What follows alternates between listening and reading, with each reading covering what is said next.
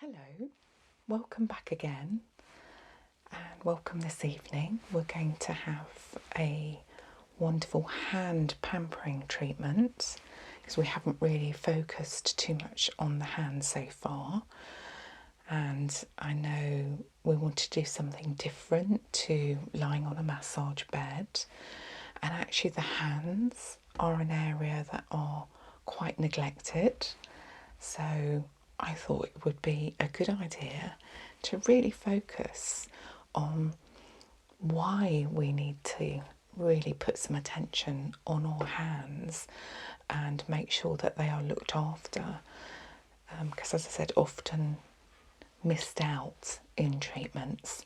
So there's lots that you need to be concerned about with the hands. I mean, if you think about it, we use our hands all the time. You know, do you use your hands a lot? Yeah, I'm always typing on them at work. Yeah. On my phone. Yes, yeah. So we use our hands all the time. But when we go for treatments, unless you're maybe going for a specific manicure and you're making a trip to do that, but generally when we go for relaxing treatments, de-stressing treatments, the hands are not maybe the first choice, and maybe they do need a little bit of attention. Taking care of the hands actually does make more sense, because our hands dry out very, very quickly. Lots of people suffer from things like dry skin.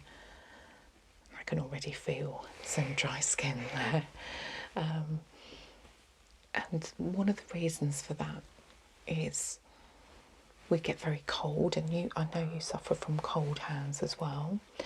Not helped by our weather in the UK, where it can get very cold, and you end up having a situation where you've got the heating on a lot of the time. So you've got artificial heating inside, then you've got harsh weather conditions outside, and our hands are not necessarily what we take care of, and we should do. We need to give them a little bit more love. So in the winter we have obviously central heating, bad weather conditions outside, lots of cold. In the summer we have air conditioning. So again, that takes all the moisture out of our hands, and that's why we end up with patches of often dry skin, often in between the fingers as well, and further up the arm. And that's why they get overexposed to weather in particular as well. And then I know people who have jobs where they need to wash their hands a lot. You know, there are certain occupations where, such as nurses, people who are caring, washing their hands all the time, so they're constantly being exposed to excessive washing. All of that depletes the natural oils that you have in your hands, and you have some quite harsh formulas in things like soaps, detergents, even shampoos. They've all got harsh chemicals in.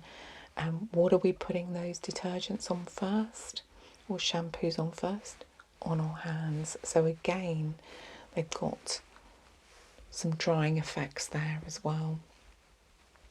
And then often what we find is when we get into the shower or the bath, we've got it as hot as possible, which again is causing issues with drying out and dehydration. Possibly if you're going swimming, chlorine's drying out the hands. I mean, these poor hands. Sounds like it. It does, definitely. And we're really wanting to try and get moisture and hydration back into those hands. Really avoiding things that really will dry them out. And then obviously taking into consideration some skin conditions. Lots of people have eczema and psoriasis, and taking care of your hands can really help with that. And some people have allergies as well to certain things, which often show up on the hands, in all sorts of rashes and blisters, things like that. So we need to take care of them. So the stress can cause not just the stress that you can see in your hands and the stress we put on it, but even when you're suffering from stress or you're unwell in your body, that can show in your hands as well. And your hands can be particularly sensitive. And some people even get pain as a result of the stress that they're feeling. So actually what we need is to really think about what can we do just to give our hands a little bit of attention. So we went on a bit of a shopping trip today, and we thought, okay, nice and simple, we'll go into a few shops and we'll see what we can buy, sort of thinking we could just get a hand care set and spend some time looking after these hands. And it was very challenging. So we'll continue that story in a moment. But what I want to do now first is just wash these hands. But what I'd like to do is make it a little bit special. And you know me, I'm a great fan of aromatherapy oils. And aromatherapy oils are not just used for putting in a diffuser or used for treatments such as aromatherapy massages or Indian head massages. You can put them into water and the holistic properties are the same. So the essential oils will treat that, but you just have to be cautious with the amounts that you're using. So what I thought we'd do is we'd get a bowl of water to cleanse the hands, but we would also put a little bit of therapeuticness into the water. And I've got an array of oils here, and any one of these, with literally just a couple of drops in a bowl of water, are going to help to cleanse and to add some aromatherapy scents into the water. So what I thought I'd do is test some of these oils so that you can smell them. And actually it was an interesting point made by one of the viewers, something that I wasn't taught at my college when I learnt all about aromatherapy oils. That was today you've got to be a little bit more careful, and you shouldn't really waft the oils under the nose, because if the person talks over it, then that could go back into the bottle. So we're going to do it, we're going to take that tip, so thank you to the viewer, and we're literally going to pop a little bit of oil, and this is rosemary, so that you can... Oh wow. Yeah. Oh, that's lovely. If I fold it over, move it's almost easier. Oh. That is nice, isn't it? So if you pop that one in front of there, and we'll literally go through that. So that's rosemary, and these are very therapeutic oils.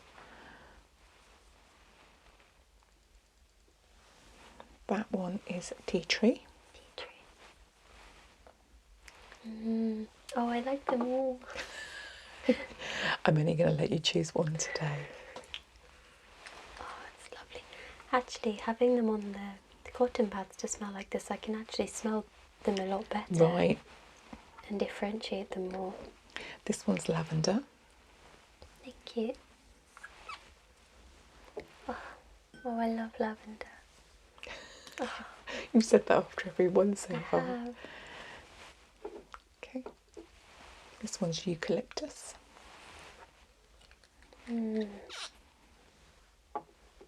Weirdly, I don't feel like I'm in the mood for that one, and which is strange because I'm always in the mood for eucalyptus. It just feels a bit too awake, a bit too much. You might be able to guess which one this is.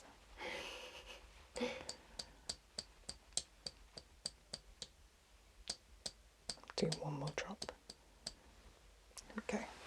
Guess what that one is? It's rose, isn't it? It's rose. It's always slow to come out. Always slow to come out because it's a very thick oil. Oh, it smells wonderful.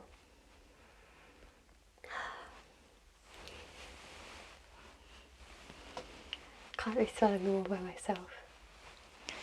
Right, I'm just going to pop this on the side as well, because I'm going to inspect your hands after we've cleansed them. Okay. Just so that I can spot the dry skin more. So I'm just going to pop that to one side so that we can focus on this. So, is there one that really stands out? Can I choose the favourites yeah. again? Oh, so rosemary is lovely. Oh, tea tree is really nice. It's quite cleansing tea tree as well. It is. Yeah. And I don't know, the moment I saw you had these out here, I thought I would choose lavender. Yeah. Just because it's the evening and it's a nice, relaxing treatment. But actually, tea tree is almost a bit nicer. Oh, she says lavender's nice too. Lavender, yeah. Oh dear.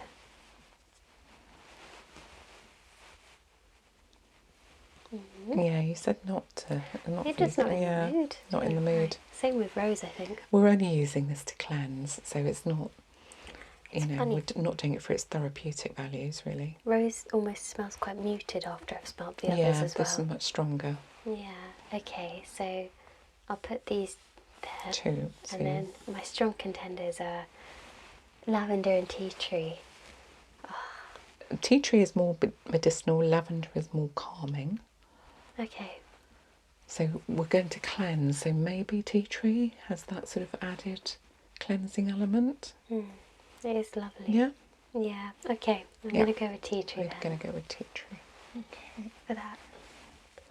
They all smell wonderful. So I'm just going to pop the towel on here, because we're going to put a bowl on top, and then we're going to put the oil in, the tea tree oil, just a couple of drops, and then we're going to clean your hands off with that. I've got slightly warm water here, and then we've got tea tree.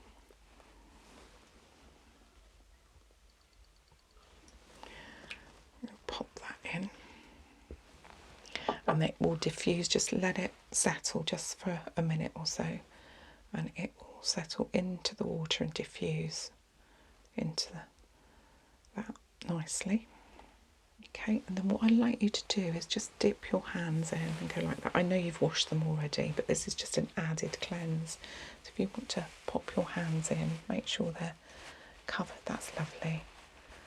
To be honest, it's nice warm water. That's part of the therapy. And as you're doing it, you're probably getting a waft of the tea tree as well. So part of aromatherapy is not just its therapeutic value when you're trying to mix it with a base oil and put it in a blend for aromatherapy. It's also has its uses for other things such as this. Are you able to put this in the bath like this? You can put it in the bath, just don't overdo the quantity. You don't need a lot. Yeah. Okay. You want to pop your hands on the towel and dry it, and I'll just pop this to one side and we can change that a bit later when we need it. Okay, so while I've got your hands nicely here, I just want to go over with the magnifying glass just to see whether I can see any patches of dry skin at all. So I'm just going to literally go over each finger. And actually the fingers themselves don't look too bad. There's a little bit of puffiness, a little bit around where the cuticles are slightly. Maybe we might be able to put some cuticle cream on if we've got that. But the patch of dry skin seems to be at the wrist side. I don't know if that's normal for you, is it? Yes, yeah, it's always the case around here. Right, Yeah. That's interesting. So that I can see on the magnifying glass there. So this is useful. Just gives me a better look. You've got this tiny little bruise there. We do get bruises on the hand, but as long as it's not open, there's no cuts. Would you mind turning your hands over? I'm just going to have a quick look along here as well. There's nothing. major there.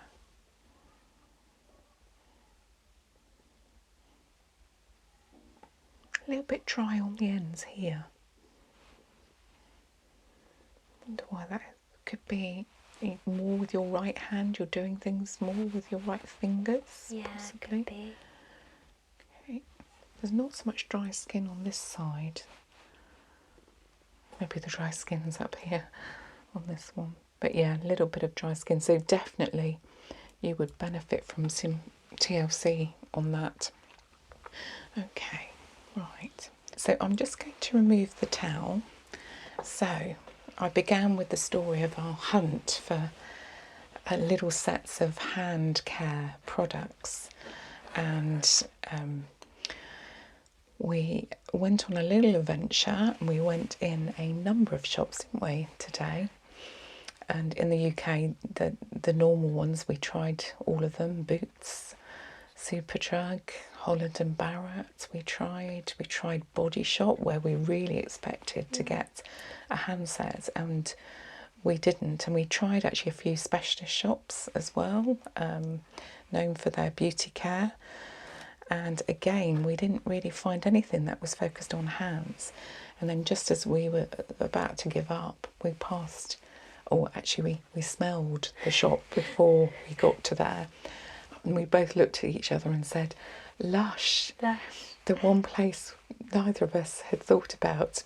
But luckily it was on the way back to getting the car, and we thought, oh, okay, let's have a quick look.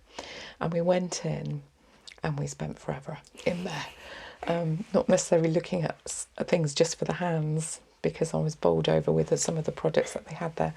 But the staff were so helpful. And we have ended up with buying actually 2 really good products that they actually recommended, and a whole number of samples that they gave us as well. So we're actually going to take the opportunity to use some of this, and we'll start with the body scrub, which they were recommending to get rid of dry skin. So we're going to take their advice and actually work on that. And then once we've cleaned that off, we're going to use the next product, which is called Helping Hands. So the staff were telling us a really lovely story about Helping Hands being one of the products that was used by the medical staff. In particular, the medical staff were using this product because they were having to wash their hands so much during COVID, and a lot of them were getting really sore hands. And this product was the one that was really sold quite extensively, and I'm sure a lot of these products were given out as free samples. Well, certainly that's what they were implying to the medical staff, and really helping to calm down their hands so that they could carry on working. I just thought that was a lovely story. Yes. And really nice. So we've got that one which we'll put on towards the end. And then in addition, they gave us loads of yeah, so many. They gave us a shampoo, some shower gel to try as well, but obviously not for, that was our other discussion. But on the hands, they also gave us a cuticle one to try. So we might try that, just, you know, where I said there was a little bit of a redness. We'll try that on there. And then this one they were suggesting put on at the end, which is Sweet Wild Orange Balm, which we'll put on. And we'll see how we get on with those. Yes, but this isn't sponsored. I should probably mention it's not sponsored. But I'm very excited to use all of the products. So we're just going to take the ocean salt scrub off, and we're just going to take the tray away. I've just got something to use so that we can take out, it's sufficient to do your hands so that we don't contaminate everything else. So we're just going to take out enough to cover the 2 hands. Be quite generous.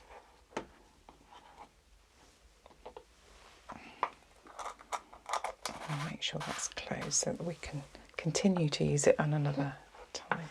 So I'm going to take half of this out now. Okay, so let's move this over to there so that we can focus on your hand.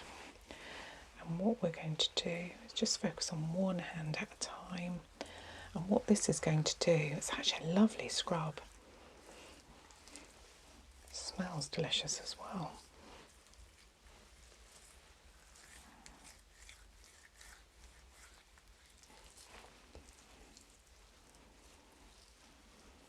Yeah, that feels wonderful. Yeah, just making sure it's done. And then we're going to do this bit here and the ends of your fingers where you had a bit of dry skin. So the salt can really get into that. And then we're going to do the remaining, leave that to one side, the remaining amount here on the other hand. And in particular we're going to get this bit here.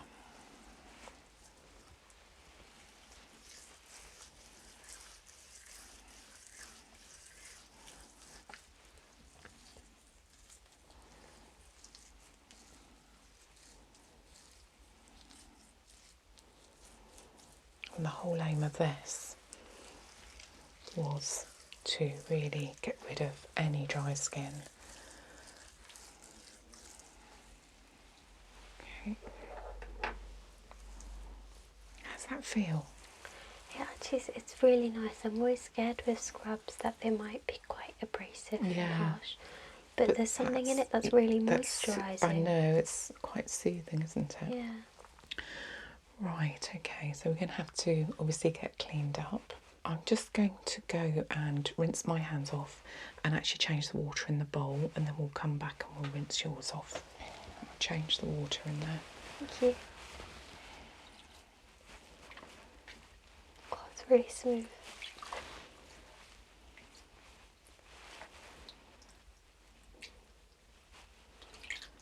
Thank you. Okay, I'll just remove the bowl from you. So they're nice and soft and smooth now already. Okay, so I'm just going to pop the ocean salt away, and then I'm going to bring the tray up for the next product. So I think, should we try the helping hands next? That would be lovely. I think that would be a good one. So let's pop that there. Then I'll just pop this back down.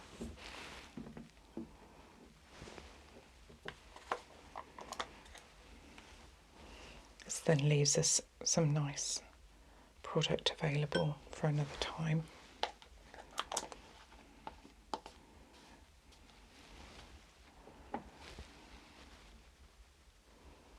Okay, let's leave that to one side.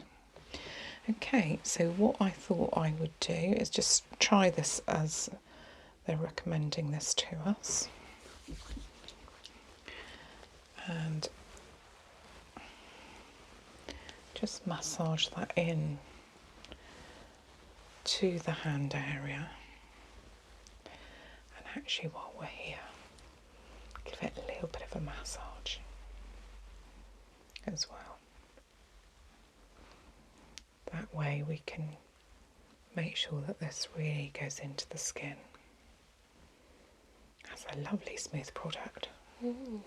If you could turn that over, what I'm going to do is just massage it into the palm and then across that area as well.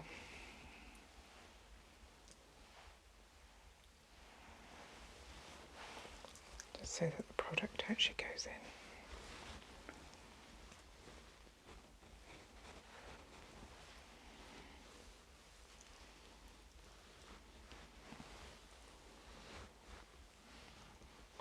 Okay, leave that one there. Okay, I'm going to move to the other hand. Does that feel nice and cool? It's really lovely. Makes me realise how dry they were. The moment you put the moisturiser on, you can really tell. We're going to literally go into this bit here where we identified there was some dry skin as well.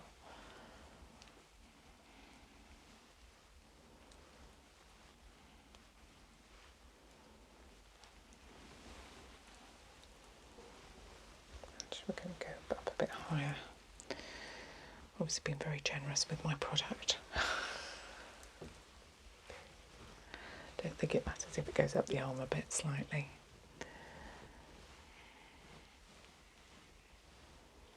Okay, so nice and smooth with the Helping Hands product. Okay, I'm going to put these to one side now and we're going to look at one of the other products.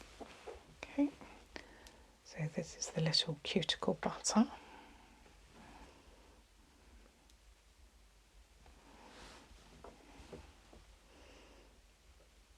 That one smells lovely. Like a nice citrusy. So I don't think there's necessarily a proper way of putting these on, so what I thought I'd do is do that and then massage that in. That does massage in well. It's actually so relaxing, that sensation. Okay, and then we'll do the same with the other side, but it looks like you don't need a lot at all.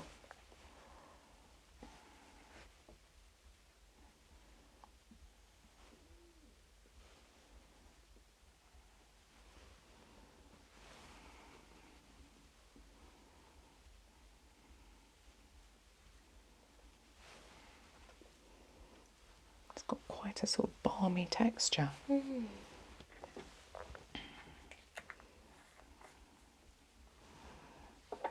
And then we've got this sweet wild orange balm, which was suggested as a finishing off product.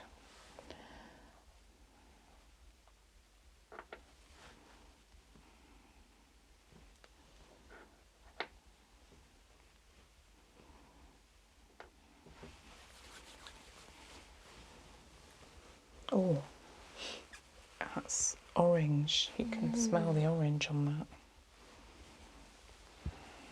That's lovely.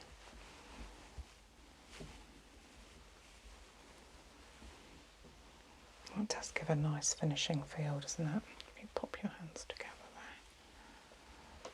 There we go. Right, so I think that's a real completion of our hand care activity.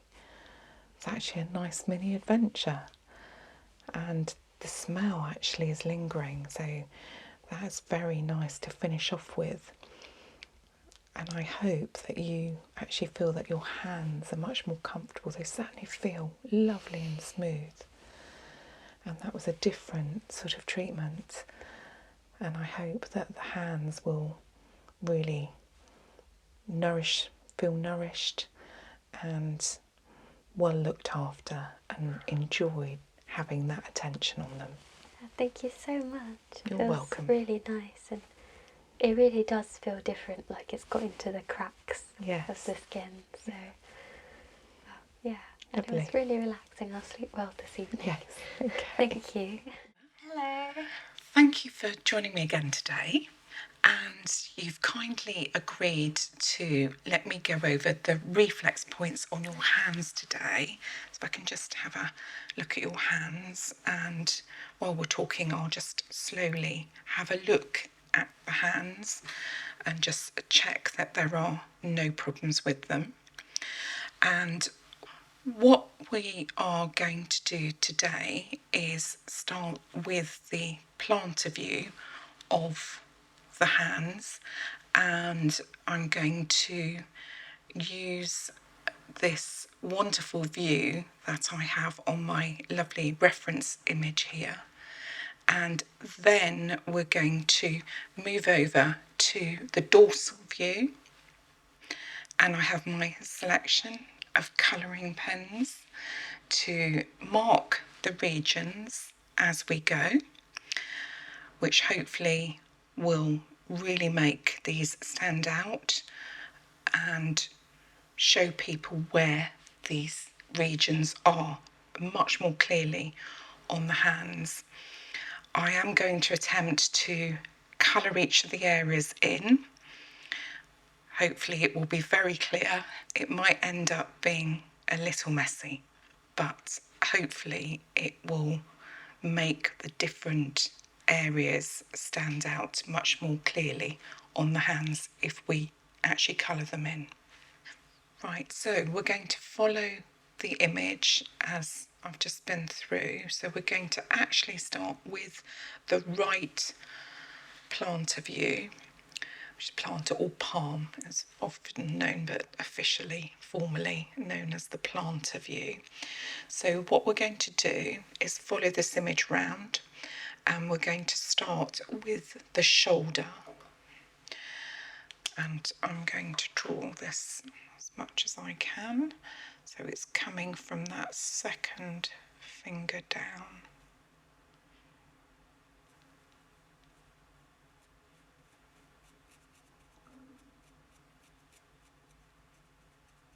And that's the shoulder.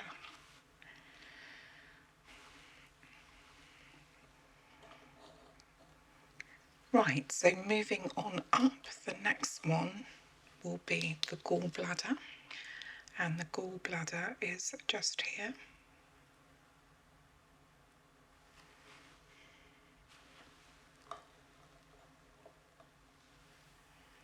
It's so nice seeing all the different colours and the regions. I love it. Actually, They are lovely, aren't they? They're really nice. So let's move on to, I'm sorry, I've picked up the wrong one there, because the next one along from that is actually the lungs that we're going to do. And we'll go back to do the sinuses in a moment, but we're going to do the lungs here, which is quite a big section.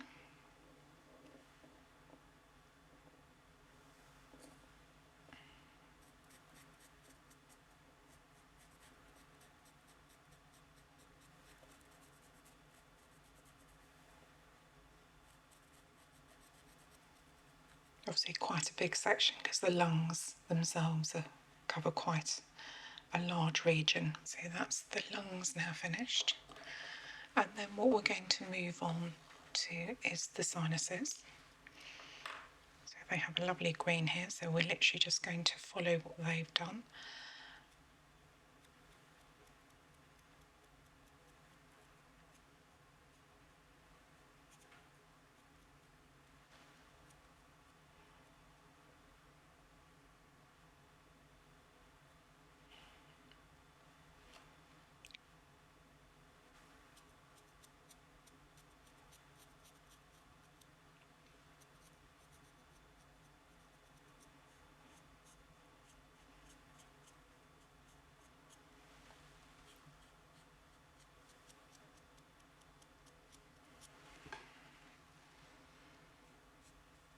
So sinuses cover these top three areas. Okay, that's the sinuses finished. Now we're going to move on to the ears. I'll do that in a dark blue, I think.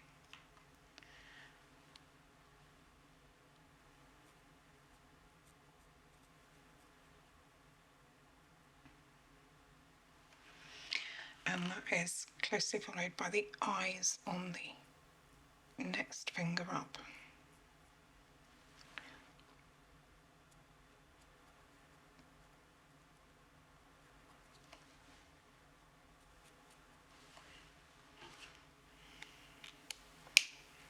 Okay. And then we have the pituitary,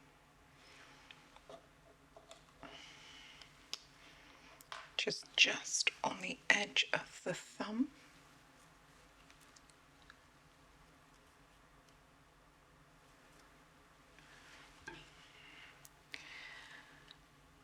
And then we have the heart, which we're going to colour in. So I do the outline of it, and then we'll colour it in.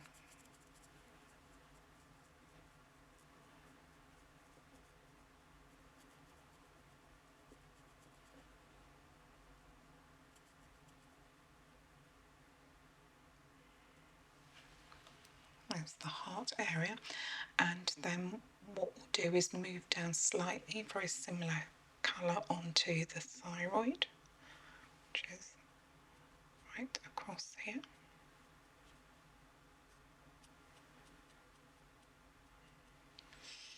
And also the adrenal glands, which are just in here.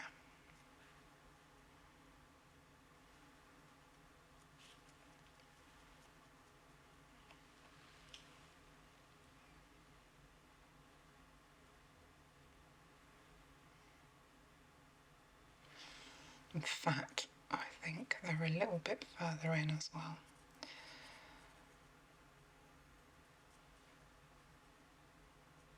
There we go, that's better. And then just on the very edge of the adrenals there is the pancreas.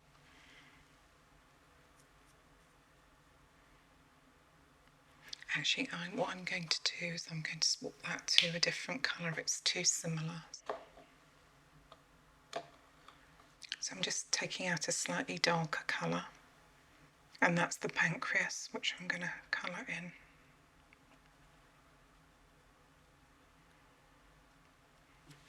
I'm going to try the slightly thicker side. Yep, so that's worked. So that's the pancreas completed now. And then what we're going to move to is the, what's the next one there? That's the kidneys. So I'm going to attempt to draw a kidney shape here. I'm going to try and draw this.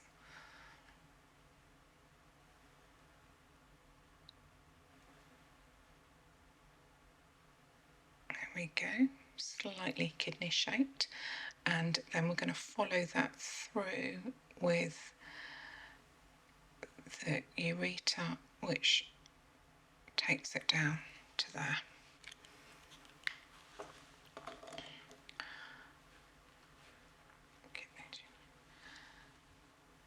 Then we're going to do the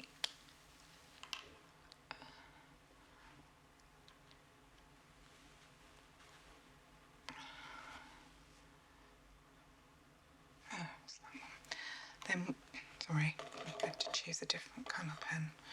Then we're going to do the transverse colon, which is underneath where we were.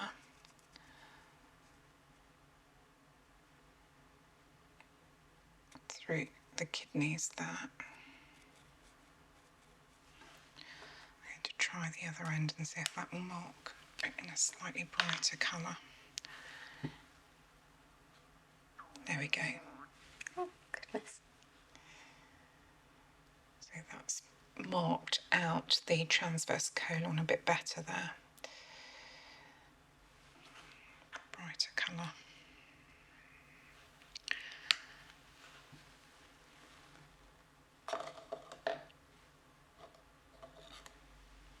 Then you've got the bladder just at the very end of here.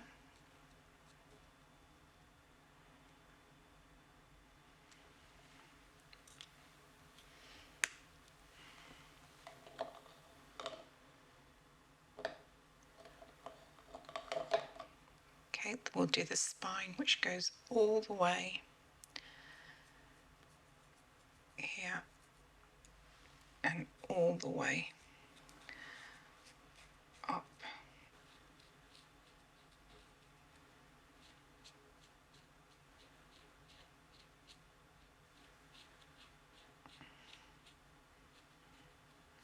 So that you can work this part, spine, particularly for people who've got back problems. That's where you want to focus your reflexology moves.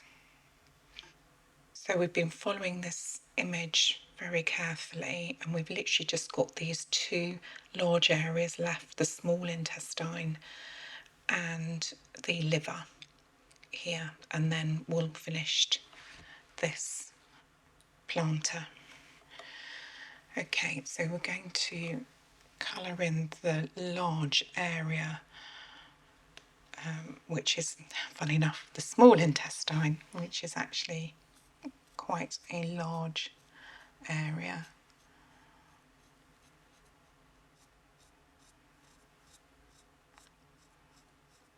So we'll see how much of this we can complete so that we get a rough idea of what this covers. I don't want to go too far into the other colours because they'll start blending. Okay, so that's the end of the small intestine, and then we've got the very last one on this right plantar, which is actually the liver. So the liver covers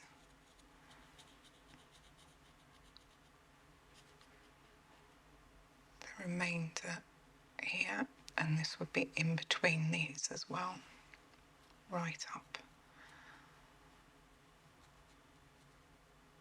around this area. Just showing you what you would work in terms of the reflex points here. Okay, that is that right plantar fully completed. Okay, so I'm just going to roughly compare the image that I've created with the image that I'm using as my reference point, and I think we have everything there. So we've got the shoulder, the gallbladder, the solar plexus, the lung area, we've got the sinuses, we've got the eye and the ear on this side, we've got the pituitary, which is hidden on the thumb there, we've got the heart, the thyroid, the adrenal glands, the pancreas, the kidneys, the ureter, the transverse colon, we've got the bladder as well, and the spine. We've got the small intestine.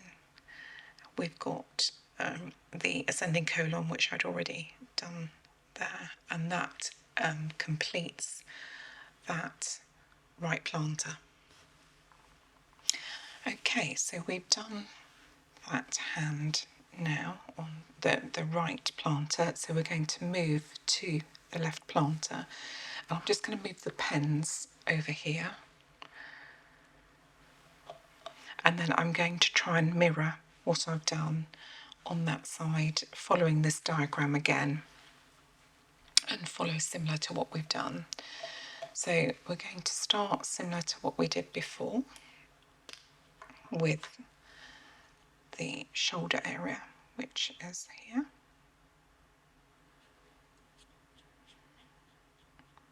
Shows up well in that nice bright blue.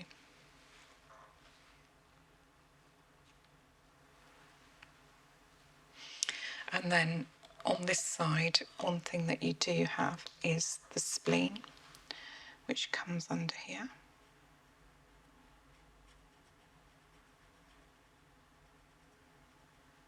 Let me just try with the other end on that. Might come up a bit brighter. Yes, okay.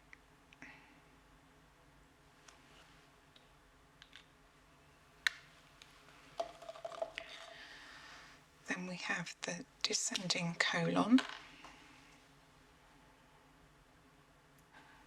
which I'm going to draw here.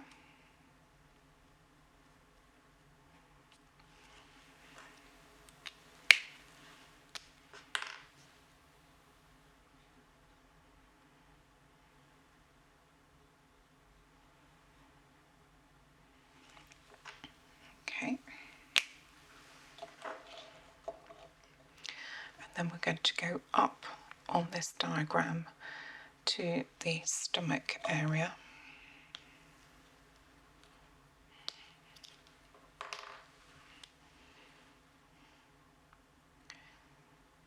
So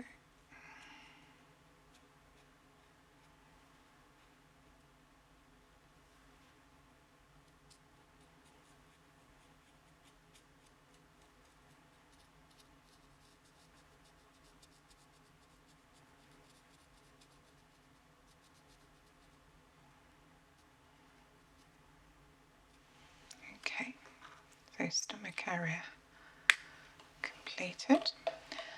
So we will look at popping the solar plexus in there, just on the edge of the stomach area there. Very important. And then we've got the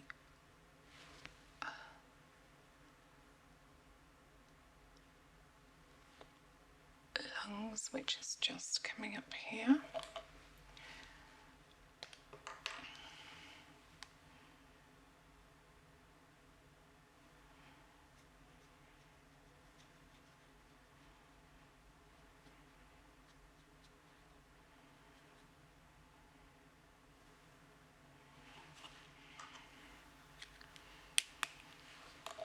Then similar to the other side, we've got the sinuses.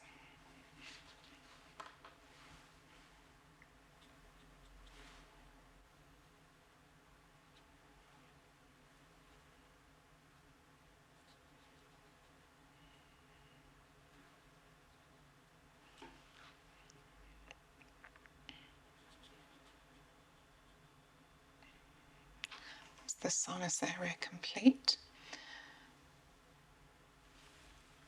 And then we have the ear.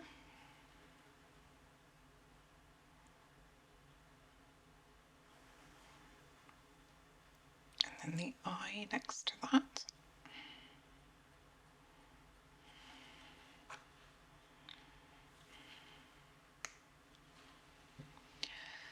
And actually we'll use this bright green to point out the brain, so we don't forget it. Very important to have a brain. And then we've got this large area here, which is the heart to complete.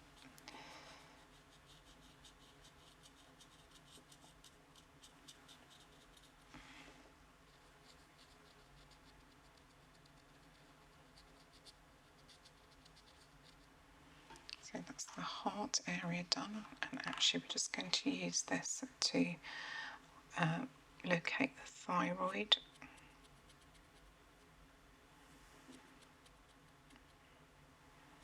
Just pointing out the adrenal glands we've included earlier.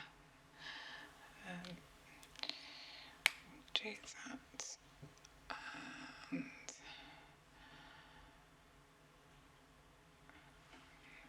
And might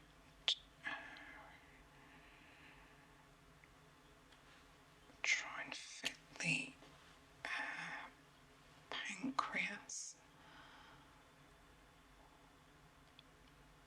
just down here.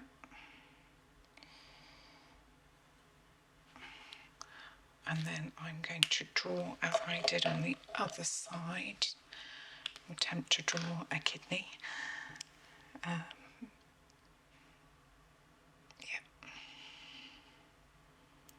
So kidney shape-ish with the ureter going down.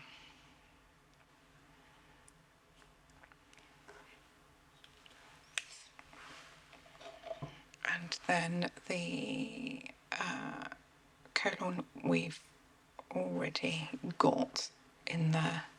When we did the descending, we added in the transverse colon along the top.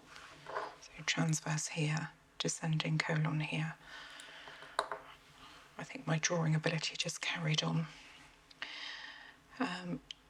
Right, at the end of that as well, we've got the bladder, just at the end of that.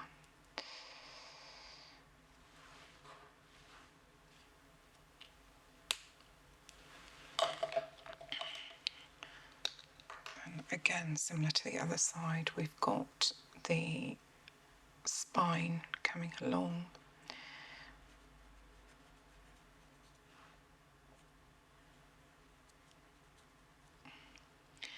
All along the edge here to join up to the brain there.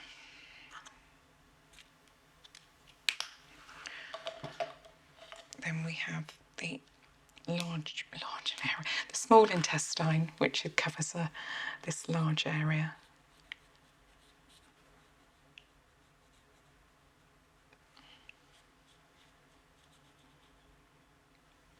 That's the small intestine, which covers everything on this left side of the plantar.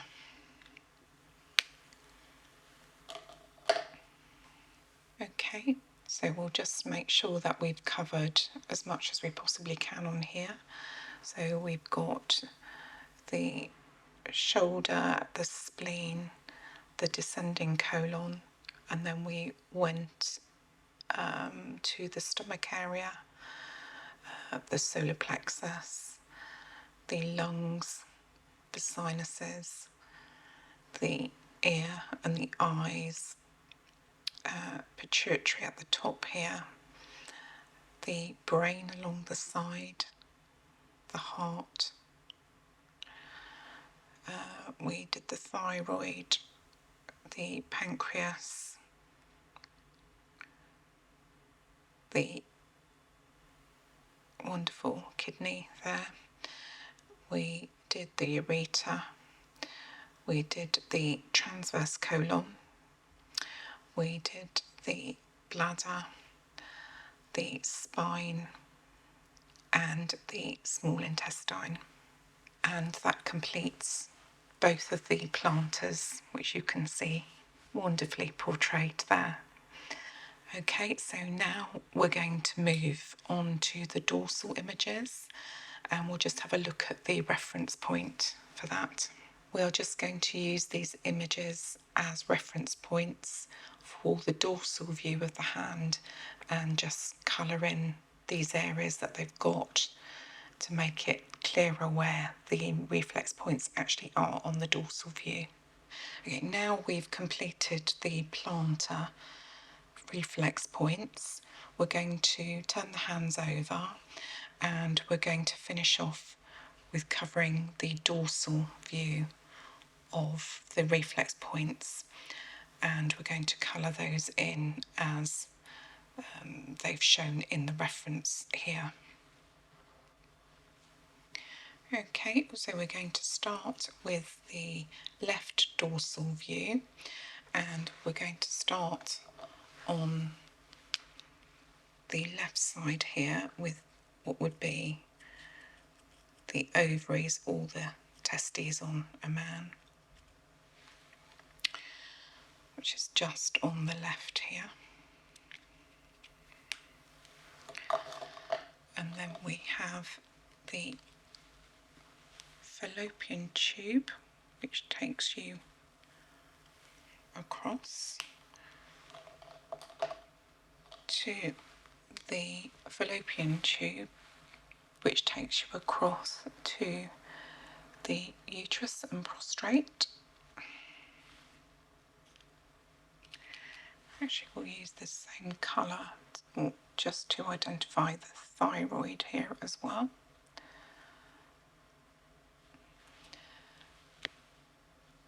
And the pituitary, which is going to be at the top slightly the inside of the thumb, so difficult to show here, but it is in there. Then we've got a large area across the top here, which covers the breast or chest area, and that needs working, particularly if you've got people who've got problems in that chest area.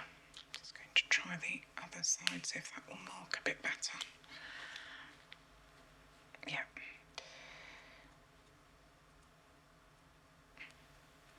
Quite difficult to do on the hand here because the hand's quite bumpy here. But I think that gives you a very good idea of the breast and chest area. And then very similar to the plantar view is the shoulder continuing along here. And then on the side here, is the knee that you would work this area here as well. Okay, and that finishes that left dorsal view. So we're going to try and mirror this on the other side. So again, we'll start with the ovaries over here, and then we'll use this white colour to show the fallopian tubes coming across to the uterus.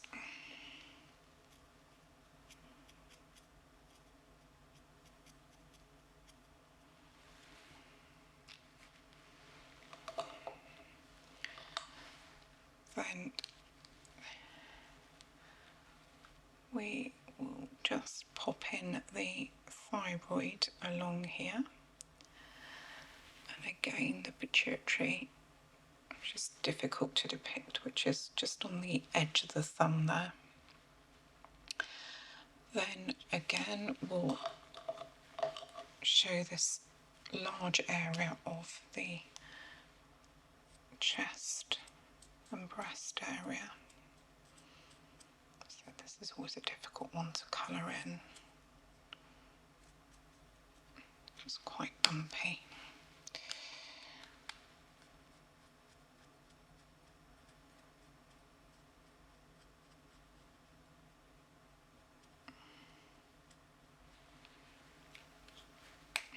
So there we go, and then we've just got the last two areas here.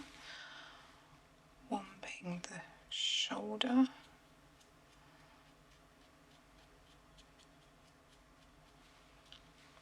and then the last one on this side, which is the knee.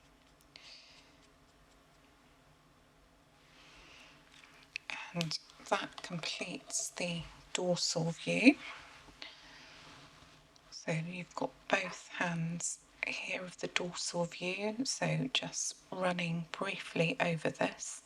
We've got the ovaries and the fallopian tube, the uterus, the thyroid, the pituitary, the breast and chest area, the shoulder and the knee, and very similar on the opposite hand, on the right hand of the dorsal view. So again, starting on this side with the uterus, the fallopian tube and the ovaries here. You've got the knee, the shoulder, the breast, chest area, the thyroid and the pituitary. And that completes the dorsal view of looking at and mapping those reflex points, making it very clear where they are, and the colour really helps to make that a visual element in your head, so that if you're practicing reflexology, in particular self-reflexology, this is one way of getting to grips with where these reflex points are. So that completes our session today. So thank you very much for allowing me to identify and look at these reflex points again. And actually the colours really enabled me to pop that clearly into my head. So I actually think when I go back to that again, I'll be able to do that as a treatment with these images. And what it also means is that those who want to do self-reflexology can visually see where these reflex points actually are. So thank you for sharing that journey with me. Thank you for having me. It was fun. Hello. Welcome back. Thank you for coming again. Of course. And thank you for having such an interest in areas of relaxation and well-being. And we're going to try looking at something different today. You've expressed an interest in relaxation around the hand and a little bit of the arm. So we're going to focus on that today.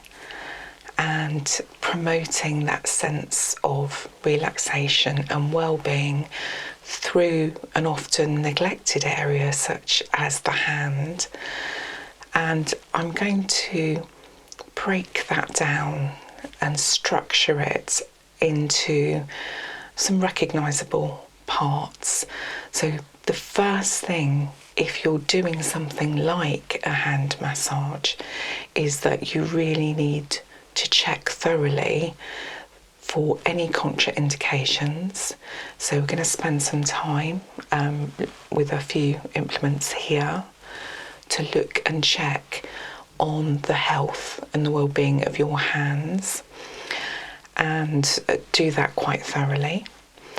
The second part of this session is going to focus around looking at some pressure points that you can enable to help you cope with certain aspects such as pain and stress. And although we're probably going to do a more thorough session on reflexology or acupressure at a later stage, I just want to talk generally about the usefulness of those treatments, and just more for a little bit of an introduction to those aspects, and talk to you a little bit as well. You know, a favourite of mine is aromatherapy oils, and there are some that are much more beneficial for hand massage in particular and different types of skin than others. So I'm going to really talk generally about the massage oils that are useful for hand massage. And then lastly, we'll culminate with a little bit of a hand massage, maybe going slightly higher up above the wrist as well, because we have lots of stress and pressure in our wrists, particularly in our hectic everyday lives. So they are worth a little bit of extra attention. So we'll focus in on that so that any stress and tension in that part of your body is relieved through the massage towards the end of the session. Thank you. How does that sound? That sounds wonderful. Thank you. All right. Okay. So moving on to the next stage, what I'd like you to do is pop your hands on the table here, and then what I'm going to do to start with is just look at your hands with my eyes and just give them a check. The sorts of things we're looking for here could contraindicate me continuing with the massage. They could change the types of oils that I could use. So I'm looking for anything that might cause an issue. So I'm just going to use my eyes to look very carefully at each hand and moving down each finger to check whether there is anything here that could cause a problem with a massage. Okay, can you turn over your hand? That's right. To just look through there, and if anything is painful at all, do tell me. So sometimes if you can't see it with your eyes, you can feel it with your fingers and thumb. I can't feel anything major there. That all looks quite healthy on that hand. Okay, now over to this one. So we'll start with this here. Okay, can't see anything there. But I can see something on this finger. If you can see here, you've got, it's slightly red. I'm not quite sure what would cause that. Can you remember? Yeah, so last week I was cutting my friend's hair. Oh, and okay. the scissors, we used some really small scissors and they just rubbed against my fingers. Oh, right, so it's more of a bruise. Yeah, so a blister. deep, oh, it's blistered, Yeah, gosh. that's okay. the end of it. Right, so it's coming towards the end of its healing. It isn't, the skin isn't broken, so it's not a huge problem, but it's good to note that if it's painful at all, or in particular if it reacts to the oil, then we'll immediately, I've always got something on the side to remove the oil straight away, just in case. But it might determine which oil I do use. So one that's for sensitive skin would be better, I think, just in case. So that's where this inspection of the hand is extremely useful. So let's just check these remaining ones. There's nothing on there. There's nothing on there. I can't feel anything, any hard. You're looking for any hard bumps. And when I go through, you're not getting any pain reaction or anything like that. That's good. And how are your hands generally? They're generally okay. A bit unloved, I think. Yes, yeah. They can be quite dry as well. I'll have a look. I'm going to move on to looking with a magnifying glass in a moment, and that might help me because you can't always visually see differences in the skin surface without having a deeper look, like using a magnifying glass. And there are various types, so we've got one type here that we're going to look at, which should help me to determine whether there are patches of dry skin that need more attention. What about other areas of further up? What about your wrist? Do you ever get wrist pain or anything like that? Yes, actually. I think my laptop, Right. I use the trackpad. Yes, okay. Often put a lot of pressure on Yeah, this so region. this could be sort of like a carpal, because you've heard of carpal tunnel syndrome, where you're overusing something. Do you use the computer a lot? Yes, a lot. Oh, okay, right. And is it both sides?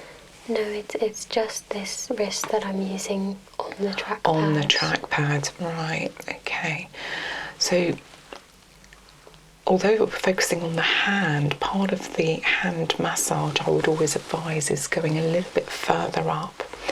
And in particular, because we just overuse our wrists, and just a little bit of extra massage around this area can really help, particularly if you're overusing it constantly. I mean, is it every day that you're using? Yeah, I think maybe the occasional weekend is not being used as much. Right. But... And are you aware that with regards to usage of your wrist, you're supposed to take a rest every hour? Really? Yeah. So maximum sort of usage, 50 minutes, and then give yourself a 10-minute rest. Do something different. And that really, in actual fact, that doesn't just apply to the wrist. That applies to your eyes, because you're using your eyes a lot, and that if you don't do that, it could cause stress headaches. Mm-hmm. It's all related. So overuse is one of the worst things we can do, overuse of computers in particular, and it's causing a lot of issues that you could be storing up for later.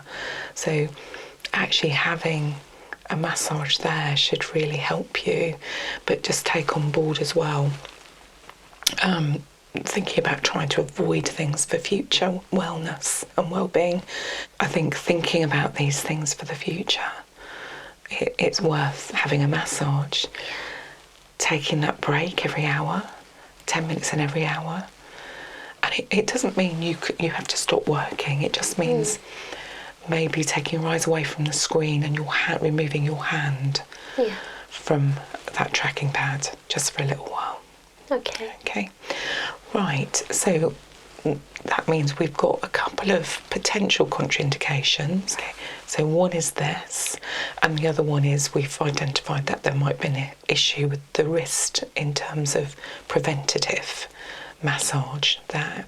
So what I'd like to do now is look at the quality of the skin, and in particular I have this wonderful magnifying glass with the light, and that can help me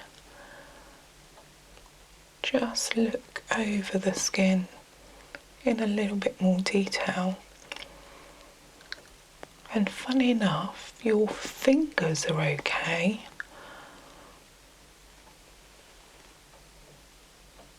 But I think it is, I don't know if you've come across this before, you've got patches here and it's more over the top of your hands.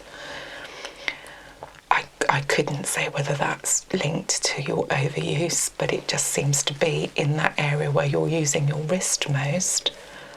I don't know if you've ever noticed that before. Whenever I very rarely get eczema anymore, or extremely dry skin, but on both hands it's this part that will flare up. And when I was younger, my part-time job was washing dishes in a pub, and I refused to wear the washing up gloves because they felt really gross. Yeah. So I think this part, which was already sensitive, got extra damaged from that. Okay. So that needs a little bit of extra care, actually. Let's just check. I can see it on that hand. Just want to check these fingers. See, the fingers are not dry at all. But yeah, this sort of area here, slightly different. Okay, so I've checked that area where we've identified the dry skin. So what I'm going to do now is just look a little bit closer at your nails to check, apart from the little bit of nail polish on the end there. Yeah, so I had gel nails back in December. Right. And they got so brittle and damaged that I just let it grow out. Right, but the damage is still a bit there. Okay. Yeah.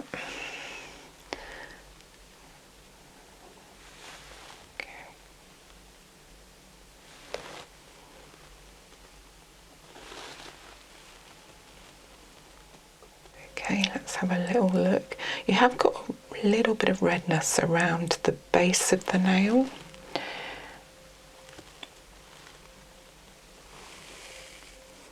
Yeah, I think maybe a little bit more TLC on your hands. Do you ever use hand cream?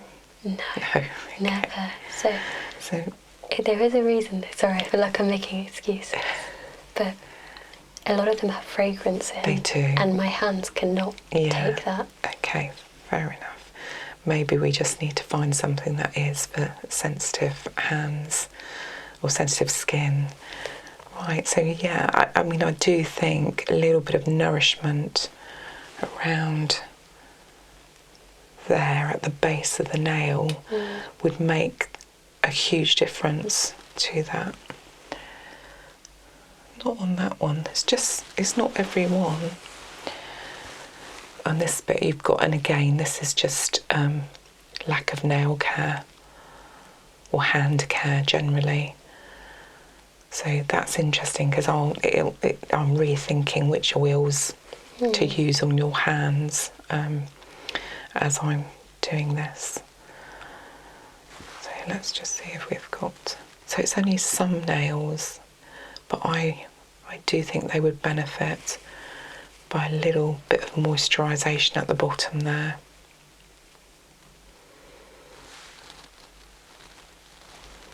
And the white elements in the nail, it's just down to diet and vitamins. I don't know if you take attention to what you eat.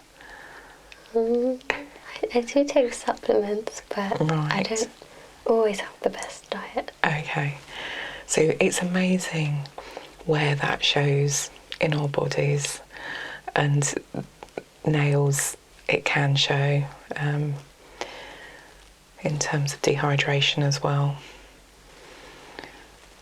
But having a balanced diet would really help your nails, well, as it does with other parts of your body as well.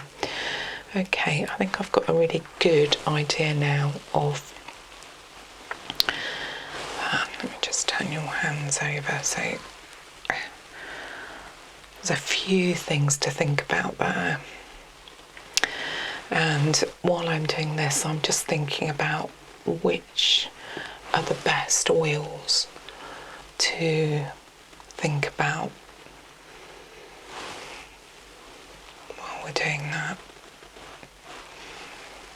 Just turn over a little bit. Because we often think that, massage is great for us. We're all aware of that. So one of the things, obviously, we're familiar with is that massage really helps in terms of the overall well-being. And the benefits of hand massage are part of that. Hand massage in particular encourages relaxation by relieving tension and increasing the relaxation hormones, serotonin and dopamine. I don't know if you've heard of those at all. No. Okay, so one of the huge benefits about massage is that it increases the blood flow and it increases the temperature. So while I'm doing this, I can even feel your hands increasing in temperature, and that really reduces what we call restriction and allows the muscles to relax. And the reason for that is there's another hormone called cortisol, and what cortisol does is reduces and decreases the levels of relaxation, so that it causes stress and tension. And what we're trying to do through relaxation is almost reduce that hormone cortisol and replace it with the other ones, such as serotonin and dopamine. And massage really, really increases those hormones, and that just enables you mentally to relax. So it encourages you to relax and increase your sense of well-being. So if you think hand massage is just a hand massage, it's not. It's part of that overall well-being. And one of the ways that can increase that use of hand massage is through some treatments which have been used over the years, called reflexology, hand reflexology, and acupressure. And I will be looking at those in more detail at a later stage. So one of the other ways of really looking at the hands and the well-being in the hands is looking at these other treatments. One is reflexology. Now, reflexology based on the zones, so you can look at the hand almost mirroring the body in terms of these zones, and obviously you would need to look at that in a lot more detail, but those zones that match up and go up towards your body, and by pressing certain aspects in reflexology, particular reflex points along this zonal lines, can help with the healing process, and in particular with relaxation. The other one is acupressure, and that's a very, very old traditional Chinese treatment which is based on the meridian lines. So it's slightly different, although there is sometimes overlap between them, but one is based on zonal therapy and one is based on meridians. So the acupressure is based on the meridian lines, and applying pressure on these very special points stimulates the energy flow through the body. So just to note that there is no scientific evidence to support reflexology or acupressure working to help with medical conditions. It is very much anecdotal evidence, and if it works for yourself, then, and it relieves stress or it promotes healing, then it's another useful tool in the box. Yeah. Okay. but there is no scientific evidence to support this. But there is, for example, ways and methods that you can try this yourself. So, for example, just looking at one of these pressure points here, you've got this web in between your thumb and index finger, and if you press that in, that can help to release stress. So just by that. And then there's another point here, and a lot of these acupressure points have names, but there are about 400 of them, so it's a session on its own. Is that 400 in the hand or 400 in the that's whole body? 400 in the whole body, yeah. Goodness. But a lot of them are in the hand. So there's one here called Hergo. And the Hergo point is at the base of the index finger, and you can use that for pain relief. So by using that as an acupressure, you put enough pressure on there, and it's known to be helpful in pain relief. Right. So it depends, again, it would be as part of your consultation as to what you're aiming for, as to which part of the body you could be looking at. But again, with the hand, it could be either acupressure or reflexology, or just simple massage.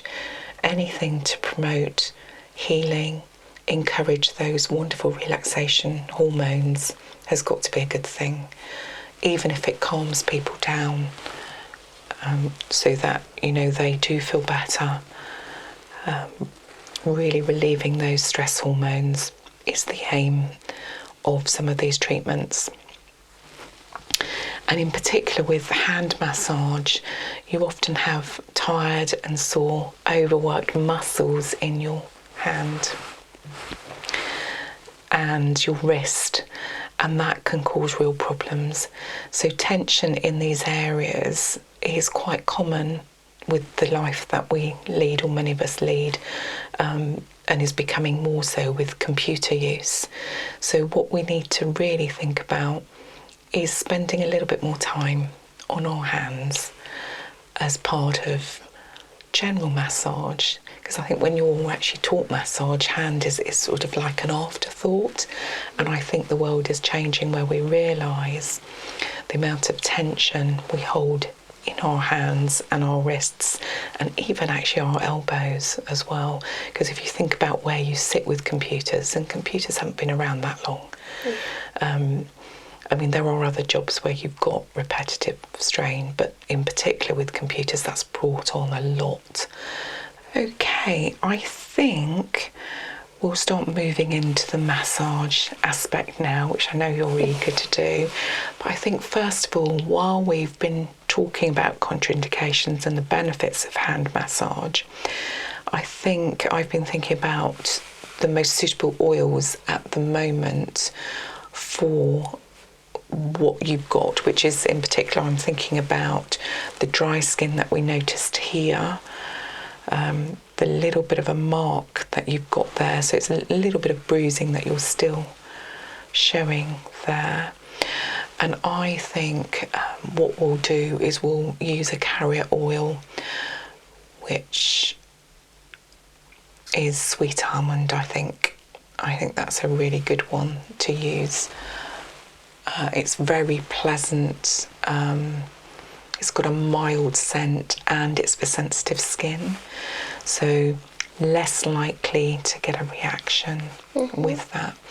And what I'd like to do is mix it maybe with a drop of essential oils. Okay.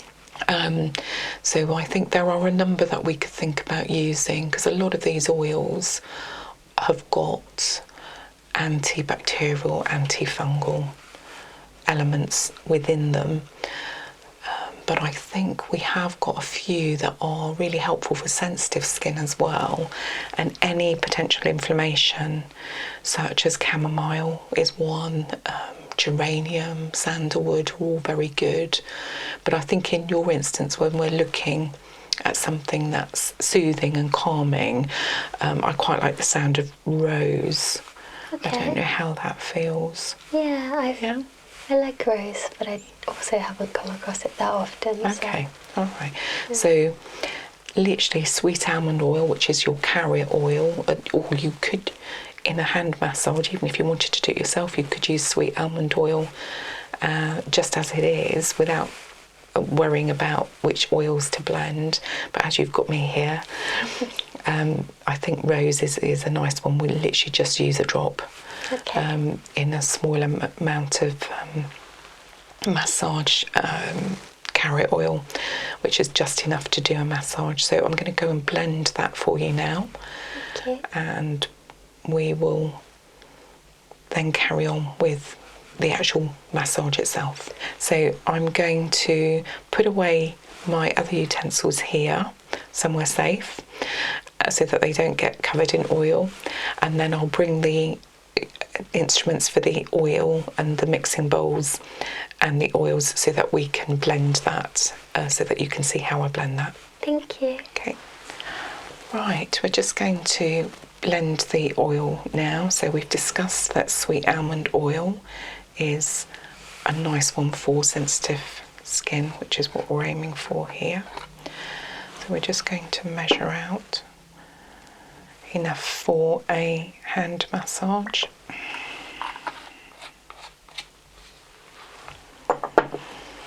And this is rose, which we decided on.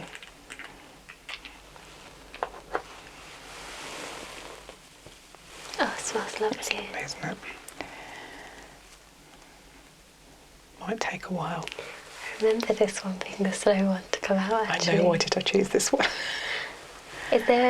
Do you know why rose is slow to come out? Because it's a really thick oil. Oh, okay.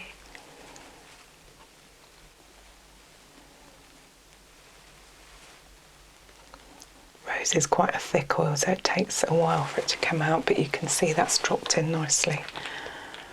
Is that just one drop you do? That's just one drop that's gone in there. That's all you need. Yeah. You can, I don't know if you can smell that already. Yeah. Yeah.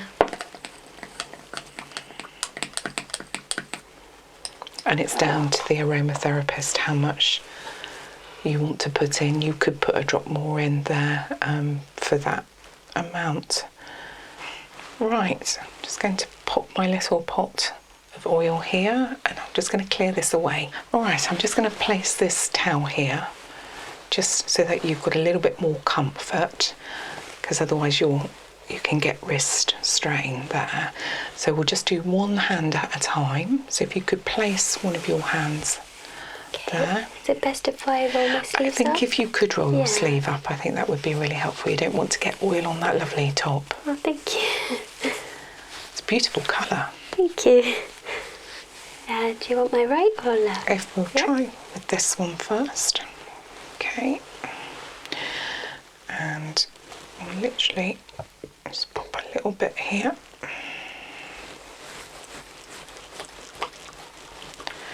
That's just enough to get that in there. And then if you want to just rest your hand there. Just going to make sure that I've got all the oil along here.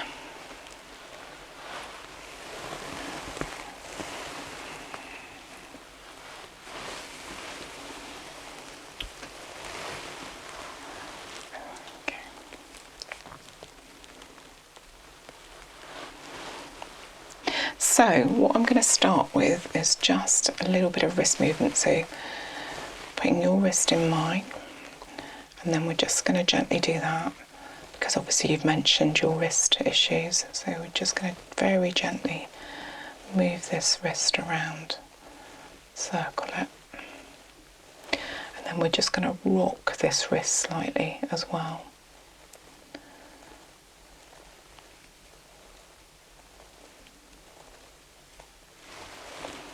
And then I'm going to do what we call a palm massage. So that's just this area here. Stretch it out a little bit. Is your elbow okay there? Yeah, Okay. all good.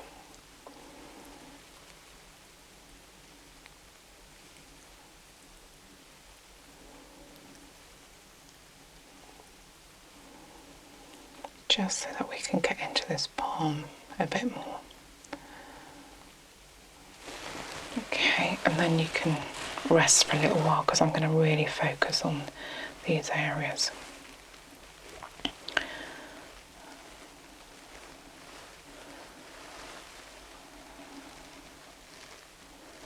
So there's like little grooves in here where you get lots of crunchiness. And you really want to get rid of all of this.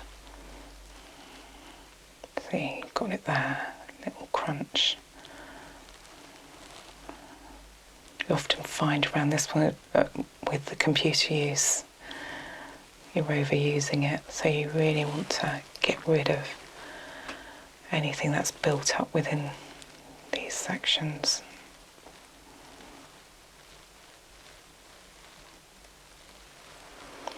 And then we're just going to focus a little bit on these fingers as well. We've done the palm, so let's just worry about these a little bit.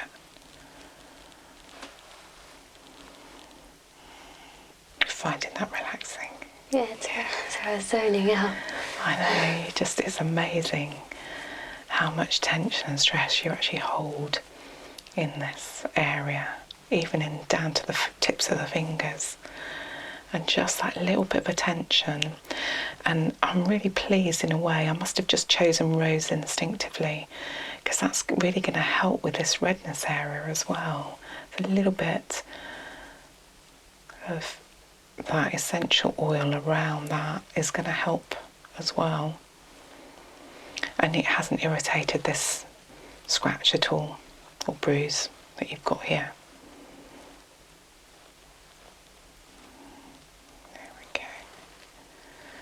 So you're always looking with the oils whether you've got any reaction to the skin in terms of redness. But there's nothing here, so that means the oils are really penetrating the skin well. Obviously for hand massage you can use other mediums as well. There's quite a few others that you can use, such as creams, balms, there's even waxes that you can use, but I like oils because it can penetrate the skin.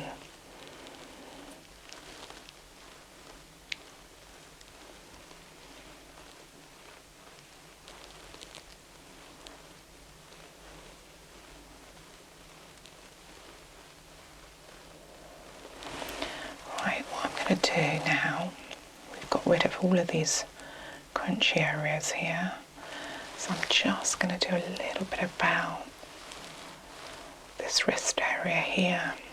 Do tell me if it's painful, sore. Definitely crunchy all along here. Don't know if you can you feel that? I can really feel that. It's really popping. So what we're going to do is just massage this a little bit more.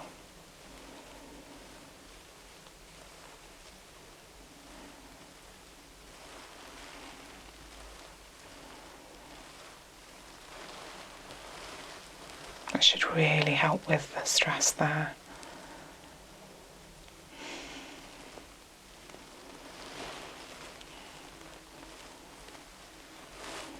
And I would really advise you giving that some attention going forward. Maybe we'll all just have to bear that in mind and make sure we do a hand massage regularly.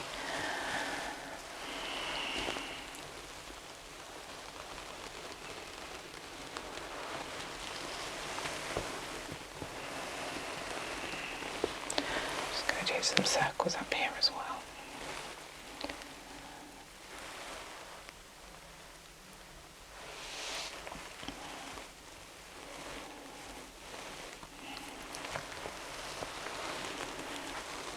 Okay, that's that hand rested. So you want to swap over. Okay, we'll just do the same on this side. Right.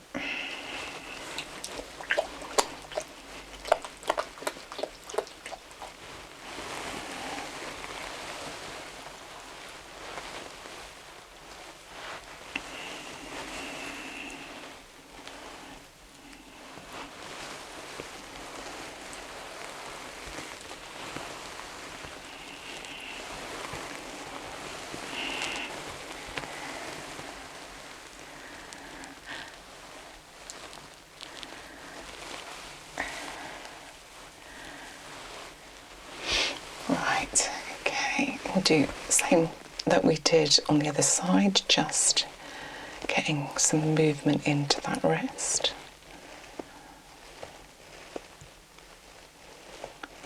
A little bit of rocking as well. And then we'll go up into the palm here. A little bit of palm stretch.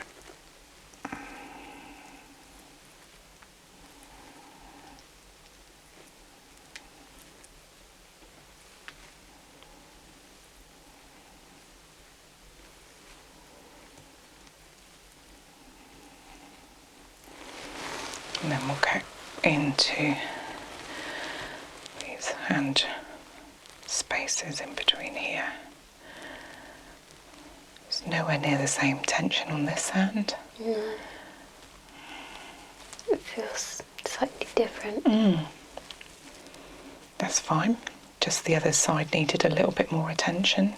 Yeah. This is also my left hand. Right. Yeah, that makes sense then, doesn't it? Okay, so let's just loosen up these hands right to the end, these fingers rather.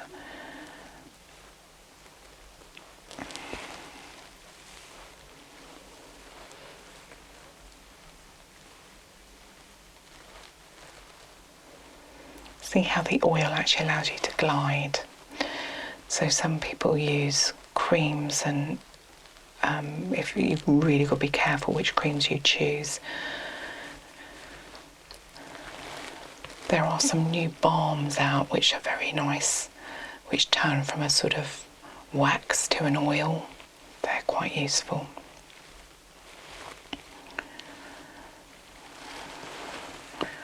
But you know me, I prefer the oils.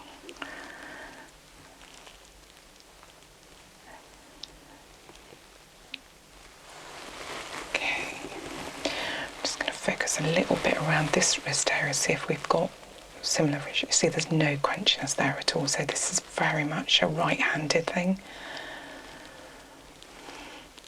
But still, we'll give the left a little bit of love as well.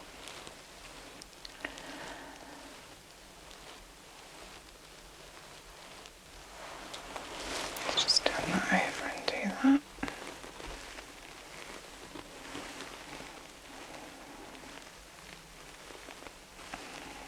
A little bit of crunchiness there. We'll just massage that out.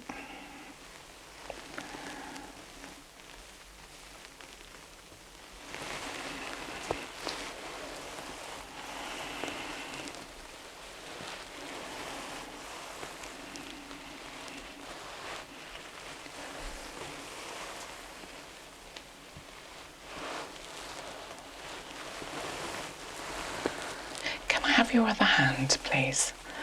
So we're just going to finish off with a sort of joint massage, coming down.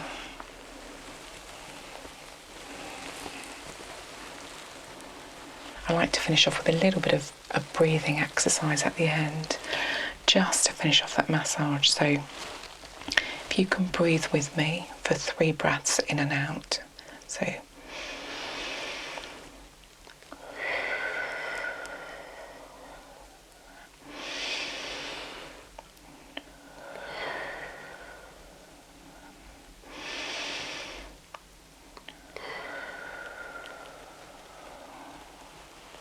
thank you.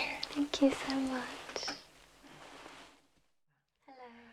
Thank you so much for agreeing to be a model for me today. I just have your hands out. Thank you. Would you mind just taking your sleeves up slightly? So one of the things I'm going to focus on today is relearning a treatment that I did many years ago, which was hand reflexology. And even at the time when I learnt it, it was a treatment that I found quite challenging. It's very precise, lots of things to learn, quite a lot of moves. And one of the first things you've got to learn is where all the reflex points are on the hands.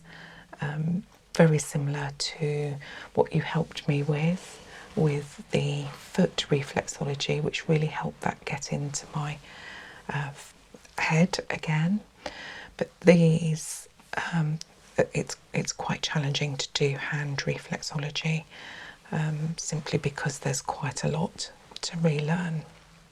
So what I'd like to do today is literally do some mapping of the hands. And one of the things that is very challenging with this is when you go to look at maps of the hands on the charts in textbooks, they do sometimes reflect a confusion, because some people look at the hands this way and some people look at the hands this way, and it can make it very confusing depending on what you're doing. So bear that in mind if you're trying to look at a chart or you're trying to do self-reflexology, which is a very good treatment as well. And today I've got a picture of, we'll start off with the palms, a picture showing the palms. And you can see here the thumbs are together, so it is confusing. Like that, I guess. Yeah, which is really confusing. So what we're going to do is just focus on one palm at the time, but I thought it was good to explain to people the confusion. And then we're going to turn over and do the dorsal side as well. So we're going to start with the right palm, and we're going to literally map this. But first of all, do you know much about hand reflexology at all? I really don't know much. I actually thought originally the word reflexology just meant the feet. Oh, yeah. I didn't realise there was so much else that came with it. And people don't. It's not common knowledge that actually you can do reflex on the hand and even the ear as well, which is maybe something to look at another time. But definitely with the hand reflexology, there is a belief that it does map the body. And going back to our good old zone therapy that I went through when we looked at foot reflexology, the hand maps the zones going through the body, and the idea is that you do particular moves which stimulate the zones within the body to try and get the body to kickstart and heal itself along those zones. Very interesting, very fascinating to read, and it is part of the approach to wellness and well-being. And also it's just nice to have a treatment. It's nice to have that touch, and having these sorts of treatments can be part of that, having that little bit of me time. I think there's a lot in there. There's a lot of anecdotal evidence to support the fact that it does help the body to heal itself, to kickstart those endorphins. Obviously the scientific side is a little bit weak still, and the evidence is lacking to support some of the claims that are made. So, you know, we stick with anecdotal evidence. People do feel that pressing on certain parts of the hands that correspond with these zones to stimulate that area and the signals along the spinal cord up to what we call the thalamus gland in the brain, which then produces endorphins. So again, leading to the body, trying to stimulate and heal itself. And that's really what the ancient Chinese and Egyptians believed in pressing. There's hieroglyphics that reflect their belief that these reflex points really made a difference. So we'll have a look at that. I know, I just find the whole thing quite fascinating. I'm really thoroughly enjoying getting back in and investigating all this. But as I said to you, I found this one quite challenging. So what we'll do is we're going to follow this wonderful diagram. So useful to have it on an iPad, quite colourful, very clear. One of the reasons I like this picture is it just takes you through step by step what each area claims to link to in terms of the body. Right, what I'd like to do, I have got some 2 old tools that I still have from my treatment days, and one is metal, one is a slightly more old-fashioned traditional one, which is wooden. The wooden one is more used for actually pushing and pressing the areas, but I'm going to use this metal one today as more of a pointer on the bits of the hand that reflect these reflex points. And obviously, what I used to be asked, and I'm sure it might be something that you've thought about as well, is why the hands instead of the feet? Yeah. And actually, it's just a personal preference. They're equally thought of in the reflexology world as suitable to use these reflex points. And actually, the hand is accessible. You know, if somebody is ill or you can't get to their feet, the hand is a really good alternative massage to use. So, are you ready to help me on this one? Because, as I said, so many points to look at. So, let's see if we can do it that way. So, number 1. Okay, and you can see here it's very clear. I don't know if you can see this chart. It is helpful. I just wish they'd put the pictures the other way around, but let's just focus on that right palm, and you can see it's got the number 1s at the top here, and this is where you've got the brain and the sinuses, so all these areas here. And obviously what you would do is with your reflex moves you would press down, and this takes quite a lot of practice. I remember when I was learning reflex, it was the longest one to learn because you had to keep practicing the moves, because some of the feelings that you get that you recognise as a reflexology take practice.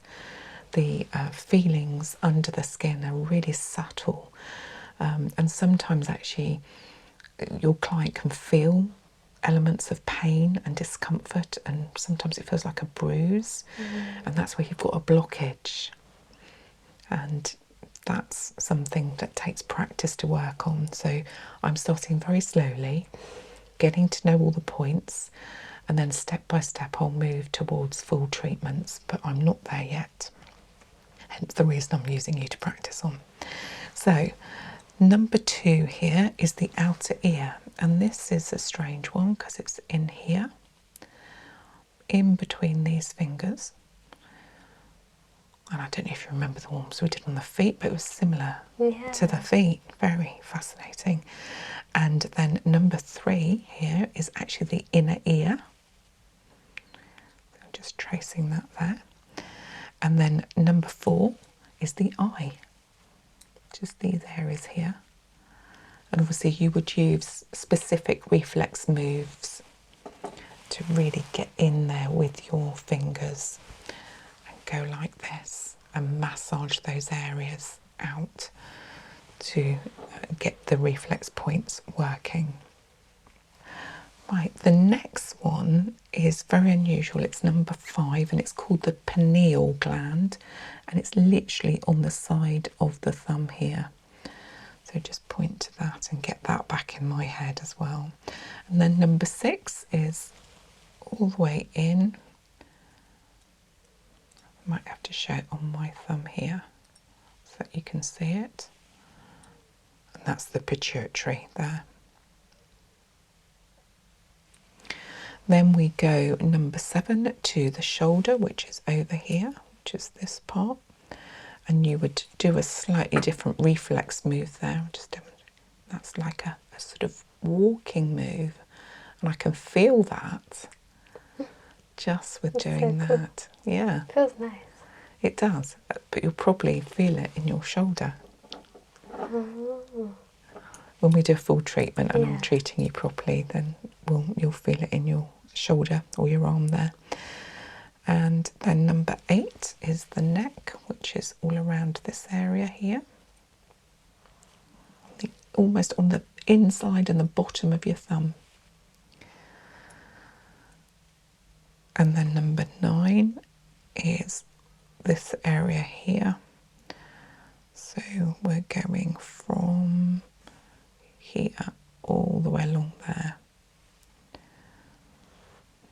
Quite a large area to work when we actually have to work it. And then 10 is the heart, just underneath the thumb, at the very bottom of the thumb there. And then the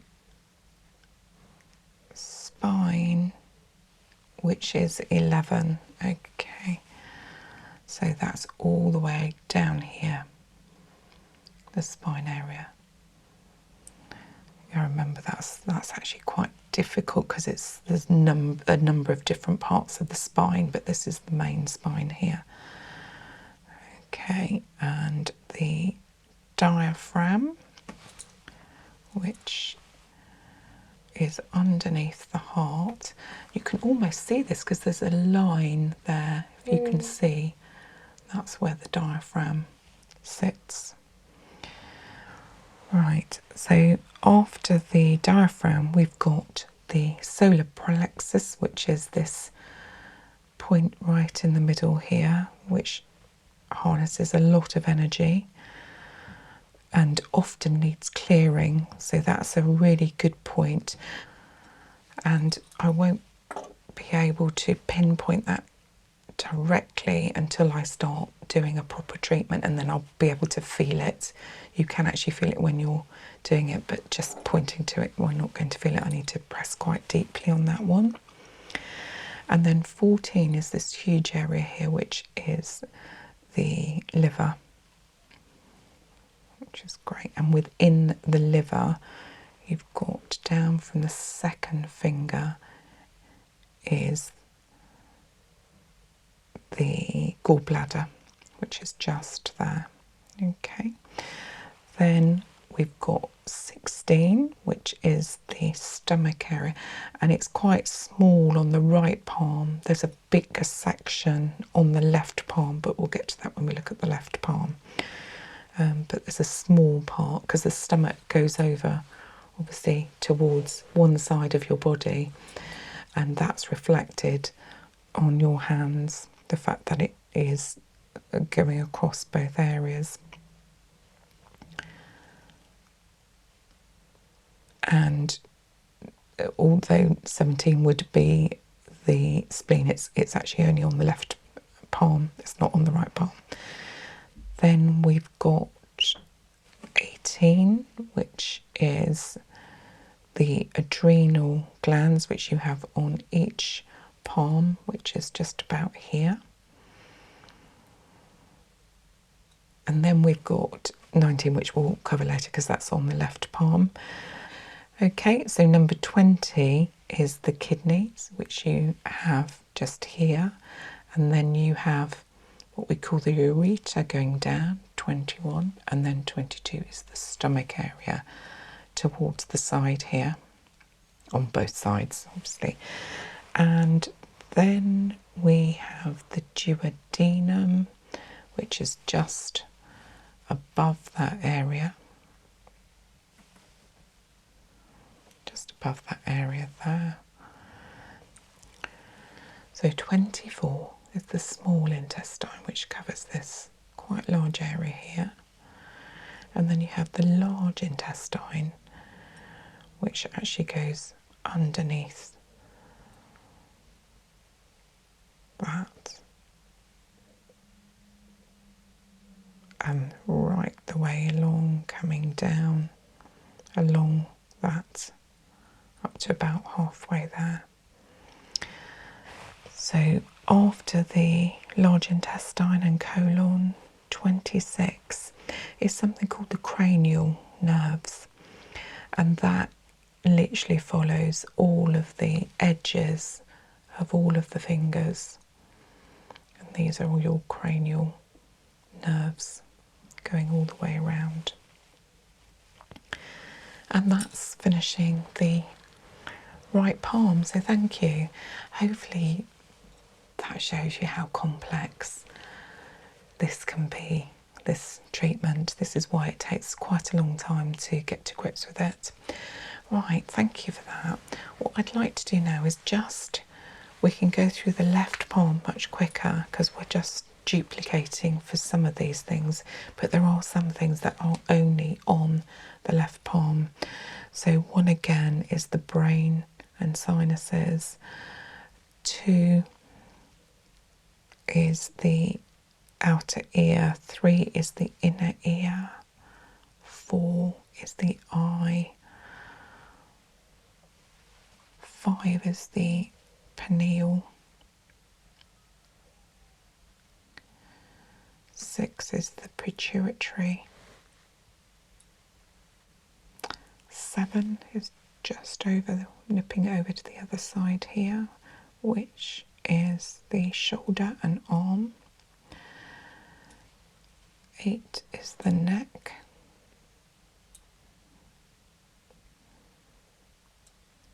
'Chest and lung in between those ones.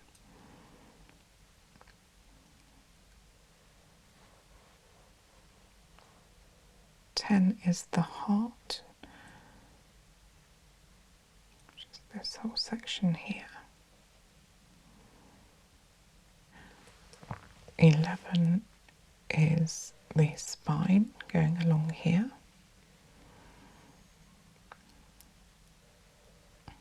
12 again is that line, which is the diaphragm, with the solar plexus in the middle. Liver, obviously 14 liver we don't have on this side.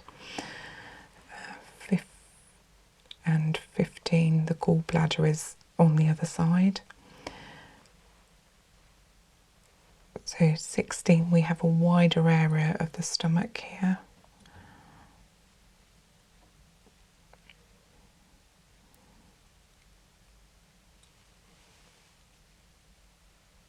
And at the side of that, we have the spleen, which is only on this side. We have the adrenal glands on the edge. Pancreas, which does exert and extends quite a lot here over both palms. And then 20, which is the kidneys up here, and again going into the urethra. 22 and 21, sorry, and 22, which is the bladder on the side down here. Duodenum, which is down here. The small intestine, which is this area, which we had on the other side.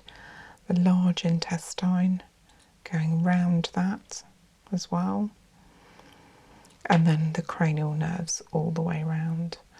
So what you've got to remember is that you've got a few things on one palm and not on the others. So quite a lot to do there. If you want to rest your hand, because you've been very patient at doing that, and then what we'll do is we'll move to the dorsal images, which are just the top of the hand there. And if we start with the what we call the left dorsum, and then we're going to just run through and point where these areas are. So that's really helpful, you putting that hand away. So left dorsum we're looking at, and number 8 is the neck, which is along here. Number 11, which is the spine, going along here. And then we have the hip and sciatic nerve, which is on this side, just about here. Then 28, which is the lymphatics of the upper body, which is just on these first three sections of this hand. And I remember this is one you've got to be careful of because it's on different fingers on the other side, so you've got to be careful on that one. And the lymphatics, so it's important to get that one right because that has a real impact on protection and working areas that are blocked, which can help you stop getting infections, even things like simple colds. So working on the correct ones for those is important. And then we've got 29, which is this huge area here, which is the chest, the breast and the mammary glands. So quite a large area to work over there. And then 30 down the bottom here is the fallopian tubes and the lymphatics of the lower part of the body. 31, which is here, which is the uterus.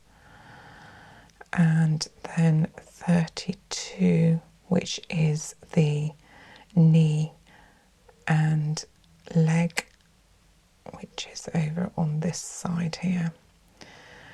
And then 33 on this side, which is the ovaries. And obviously in a man it would be the testes, but in this case the ovaries. Okay, so that's lovely. That's the left dorsum. And then the right dorsum here we've got, it's going back to the neck, looking at it here, which is this area here. And 11, which is the spine, which is this area along here. Then 27, which is coming down from the little finger to the bottom of there, which is about there. So that's the hip and sciatic nerve.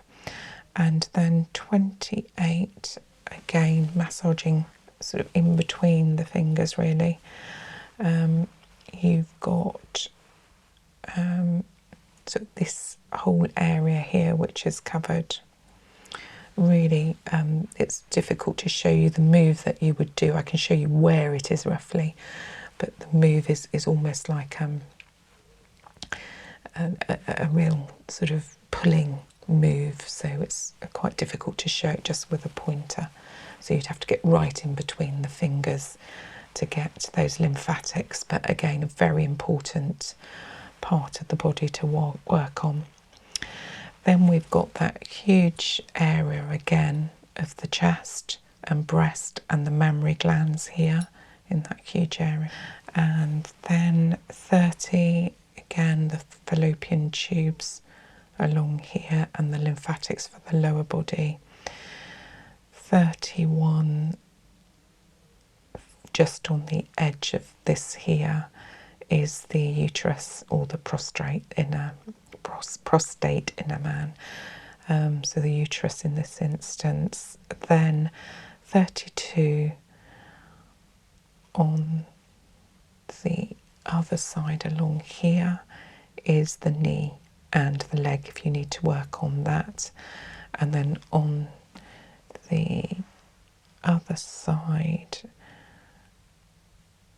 32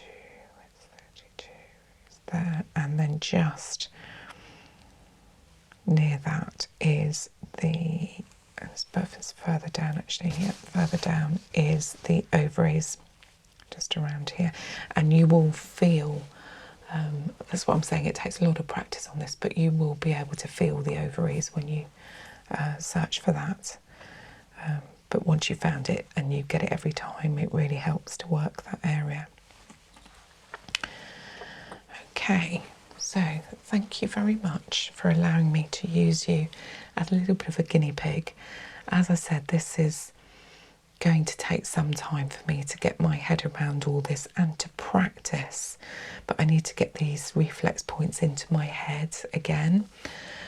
Once I do that, I'm going to ask you if I can practice on you to do a practice treatment, and it's going to take me a while, as I said, so I really do appreciate you offering and volunteering to do that for me, and then hopefully you will get the benefit of some more treatments, doing reflex on the hands as opposed to the feet as well, which I still need to practice, but hopefully we will both benefit from that at some point in the future. So thank you very much for loaning me your hand, and welcome to my channel. I have been getting lots of feedback on the hand reflexology video that I did, and many of you seem to have a real interest in this. So I thought I would continue with this theme today. I have got a small injury on one of my fingers, so I can't actually treat anyone today. So instead, I'm going to do some hand mapping because I want to carry on doing some videos for you, and I thought that would be a useful way of getting these reflex points into my head so that when my injury does recover, I can go in and do some reflexology treatments. I've actually found an old study book which has some really clearer hand reflexology pictures, much clearer than the ones that I've seen before. So what I'd like to do is have a look at some of these, looking at the palm of the hand first. So this is your left palm here, and I'll look at some of these areas which are quite clearly labelled here, and we'll look at those in a bit more detail. So that's the left palm, and then we've got the right palm here as well, which we'll look at in a little bit more detail. Okay, and once we've looked at the palms, what I want to do then is look at the top of the hand, which we know as the dorsal, and look at the areas that are covered on the top of the hand. So this is your left dorsal, and this is your right dorsal over here, which we'll look at in a little bit more detail. So one of the ways of looking at this is either you can, if you're trying to get it into your own head to do self-reflexology, is to use a little stick or a pointer. Got a stick like that which is suitable. Another tool that I do have is a pointer, which you can use as well, but I actually find a stick is quite light and you can pinpoint things quite easily. So we can literally work our way around the palm of the left hand, covering some of these areas. I'm going to roughly get some of these areas into my head so that I am familiar with them. So at the beginning here we've got the ovaries and obviously the testes in a male, and then going along here across the thumb here we've got the neck and the thyroid, then along the spinal column at the top of the thumb. Here you've got the brain, the pituitary on the inside of the thumb here. And then we can go around to the top of the fingers where you've got the sinuses.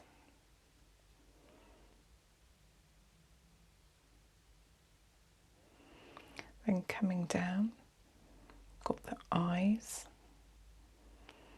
And obviously you would use your reflex technique to really push on these areas and stimulate these areas to create energy to flow through these areas and release any blockages. Here we've got the ear. Then along here you would work the shoulders. And just as an example of one of the moves, this is called a walking move. So you would do that. I'm doing it at slow speed, but you would probably do it faster in your reflexology moves. So that would be the shoulders. Next here you've got the spleen, and underneath that the pancreas. Then you've got the stomach area here, and the solar plexus here, which is your energy centre. And that one you could put quite a lot of pressure on to release any blockages there. That does get blocked. Then coming down to here, you've got the pelvic areas around here, and then you've got the prostrate and the uterus, not together, but prostrate or uterus there. Right, okay, we're going to move on to the right palm now. And obviously there will be some similar things, but there will equally be some different areas of the body on here. Right, okay, so we'll start with the testes or ovaries here and the pelvic area, so very similar to the other side. Then on this side you've got the gallbladder here, just on this side. You've got the solar plexus again, and the liver. There you've got the shoulder, and again the ear, the eye. Then down in here the throat area. And then coming down you've got the adrenal area, the kidneys, the bladder, and the prostrate or uterus there. I'm going to move the book slightly over so that we can get the dorsal images into the picture a bit more. Now we're going to look at the dorsal side of the hand. So we'll look at the right one first. So here you've got the spinal column along here. You've got the lymph drainage here. You've got a very large chest area here. Then you've got the shoulder and the breast area here. Going down to the lymphatics at the bottom. The fallopian tubes just above that. And then the lower pelvic area here. And that's the right dorsal.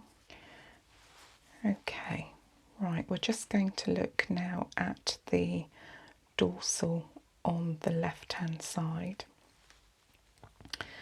So we're going to start over here on the thumb with the cervical area and the thoracic area, and then the lumbar sacrum, the lower pelvic area, which is this large area here. Again, the fallopians, the lymphatic area. Then on the edge here, you've got the knee, leg, hip, the lower back area that you would work here. Then you've got the arm just here, the shoulder, and then you've got the ears and the eyes, similar to the other side.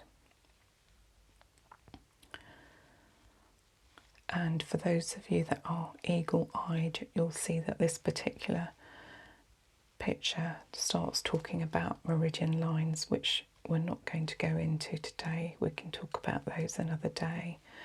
But if you're interested, you can see some of the names of them there. There are 14 meridians altogether in the body, and there is quite a lot of crossover between acupressure, which are along the meridian lines, and reflex points. And I suspect that's why they've got it in the diagram here. But you've got some of the main meridians talked about here: the small intestine, the heart, the circulation meridian, the endocrine meridian here, the large intestine, and the lung meridian, which are some of the main meridian channels discussed. But as I said, we'll look at that another day. So I'm going to start this self-reflex routine by working the lung and breast area.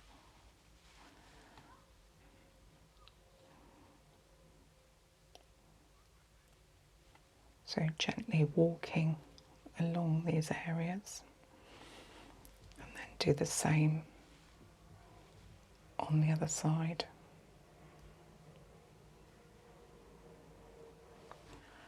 Right, okay, so we're going to continue working the breast and the lung area on the top part of the hand.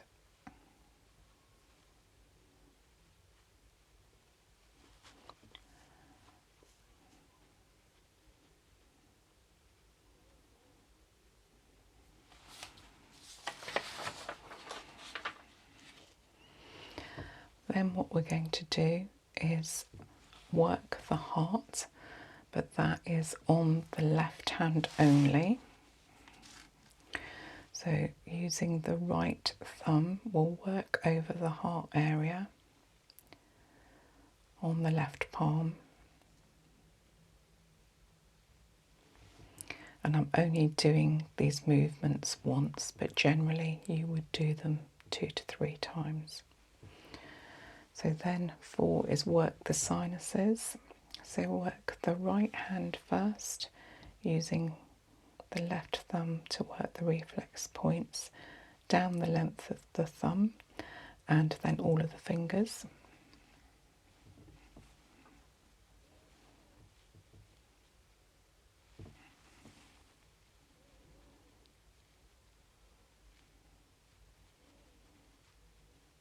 Don't miss out that one.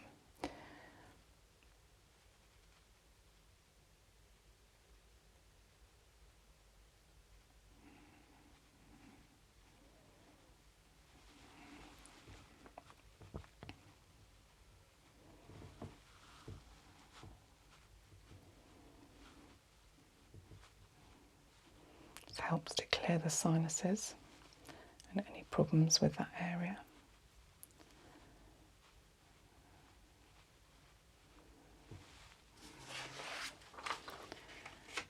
Then you would work the eye just by pushing in.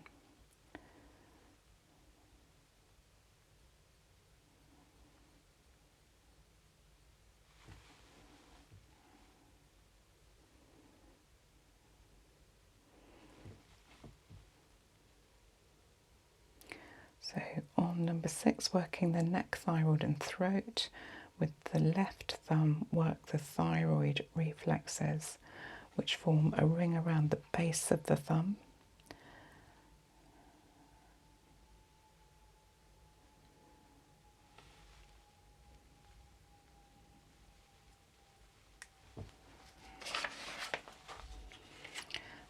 working the coccyx, hip and pelvis. You use the four fingers of your left hand to apply pressure to the outer edge of your right hand. Start on the lower edge, then edge up the side to contact the reflexes for the hip and pelvis at the top of the hand. So we're now working the coccyx, hip and pelvis, so using the four fingers of the left hand to apply pressure to the outside edge of your right hand. Start at the lower edge to contact the coccyx, then edge up the side to the hip and pelvis area at the top of the hand, and then repeat on this one as well. Then we work up the spine.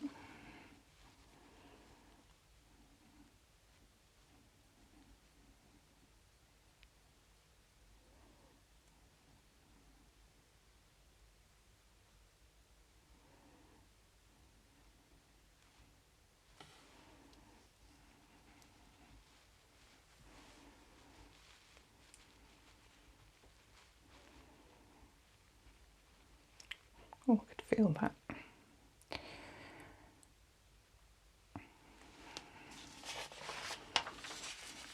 Then working the brain, use your left thumb to work the top of the right thumb where the brain is. Apply pressure, hold it for 5 seconds and then release, and then we'll just do it once, but you do that 3 times.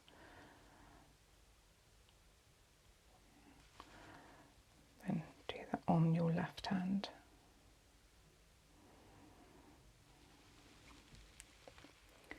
Use the left thumb to work across the right thumb, starting below the nail and following the lines. Okay, so we're working the face and teeth. So using your left thumb, work across the right thumb.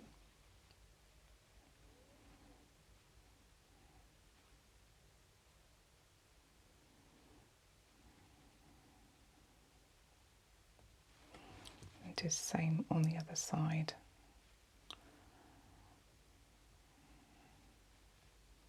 Releases any blockages in that area. Then we're working the shoulder, just this area here.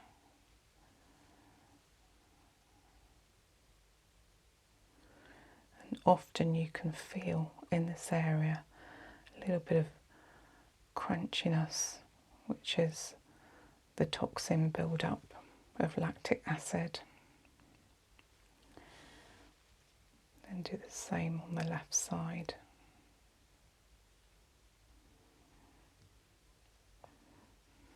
Those shoulder areas. So working the knee and elbow.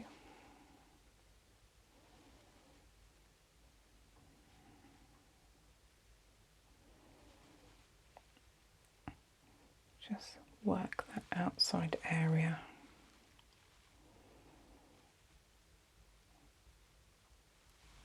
And do the same on the other side.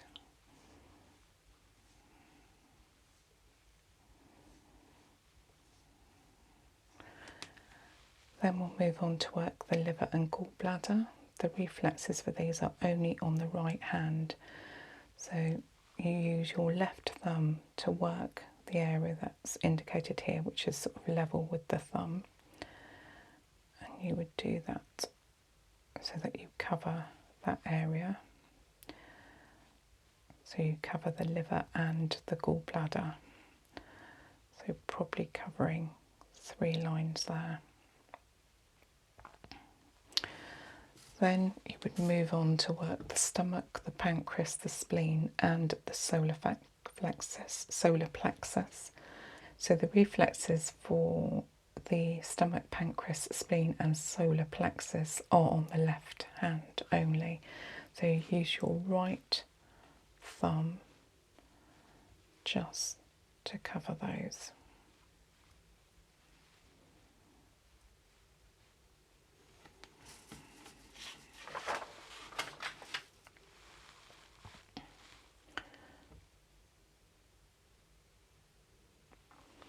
So then we work the intestines. So using your left thumb to work the area.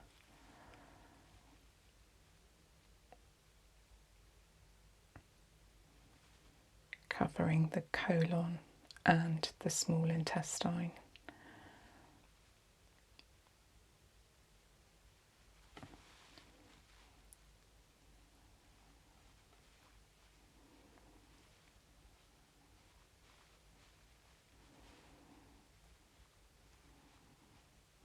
Then you work the bladder and the urethra, which is this area here.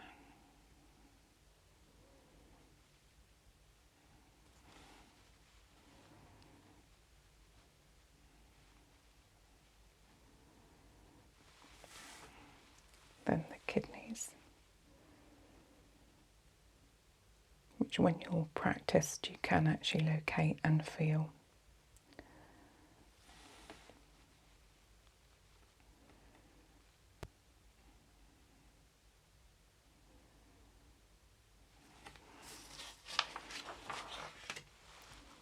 Then you can work the uterus with the left thumb.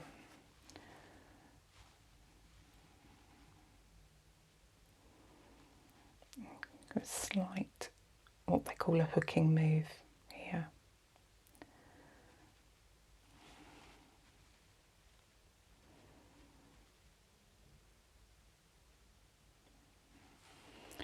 Then the ovary and groin area.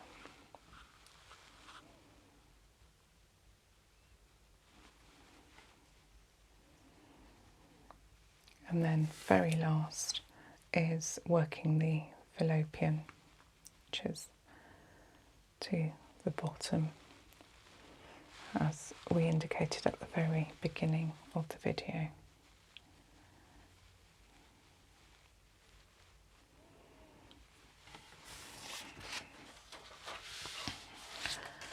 And that brings us to the end of my first go at a self-reflex routine that I have not done for many years. It's not perfect, but actually it's really interesting to look again at some of these moves. Some of them need refining, I think, but on the whole I've got a really much better idea. So thank you for coming on that journey with me today.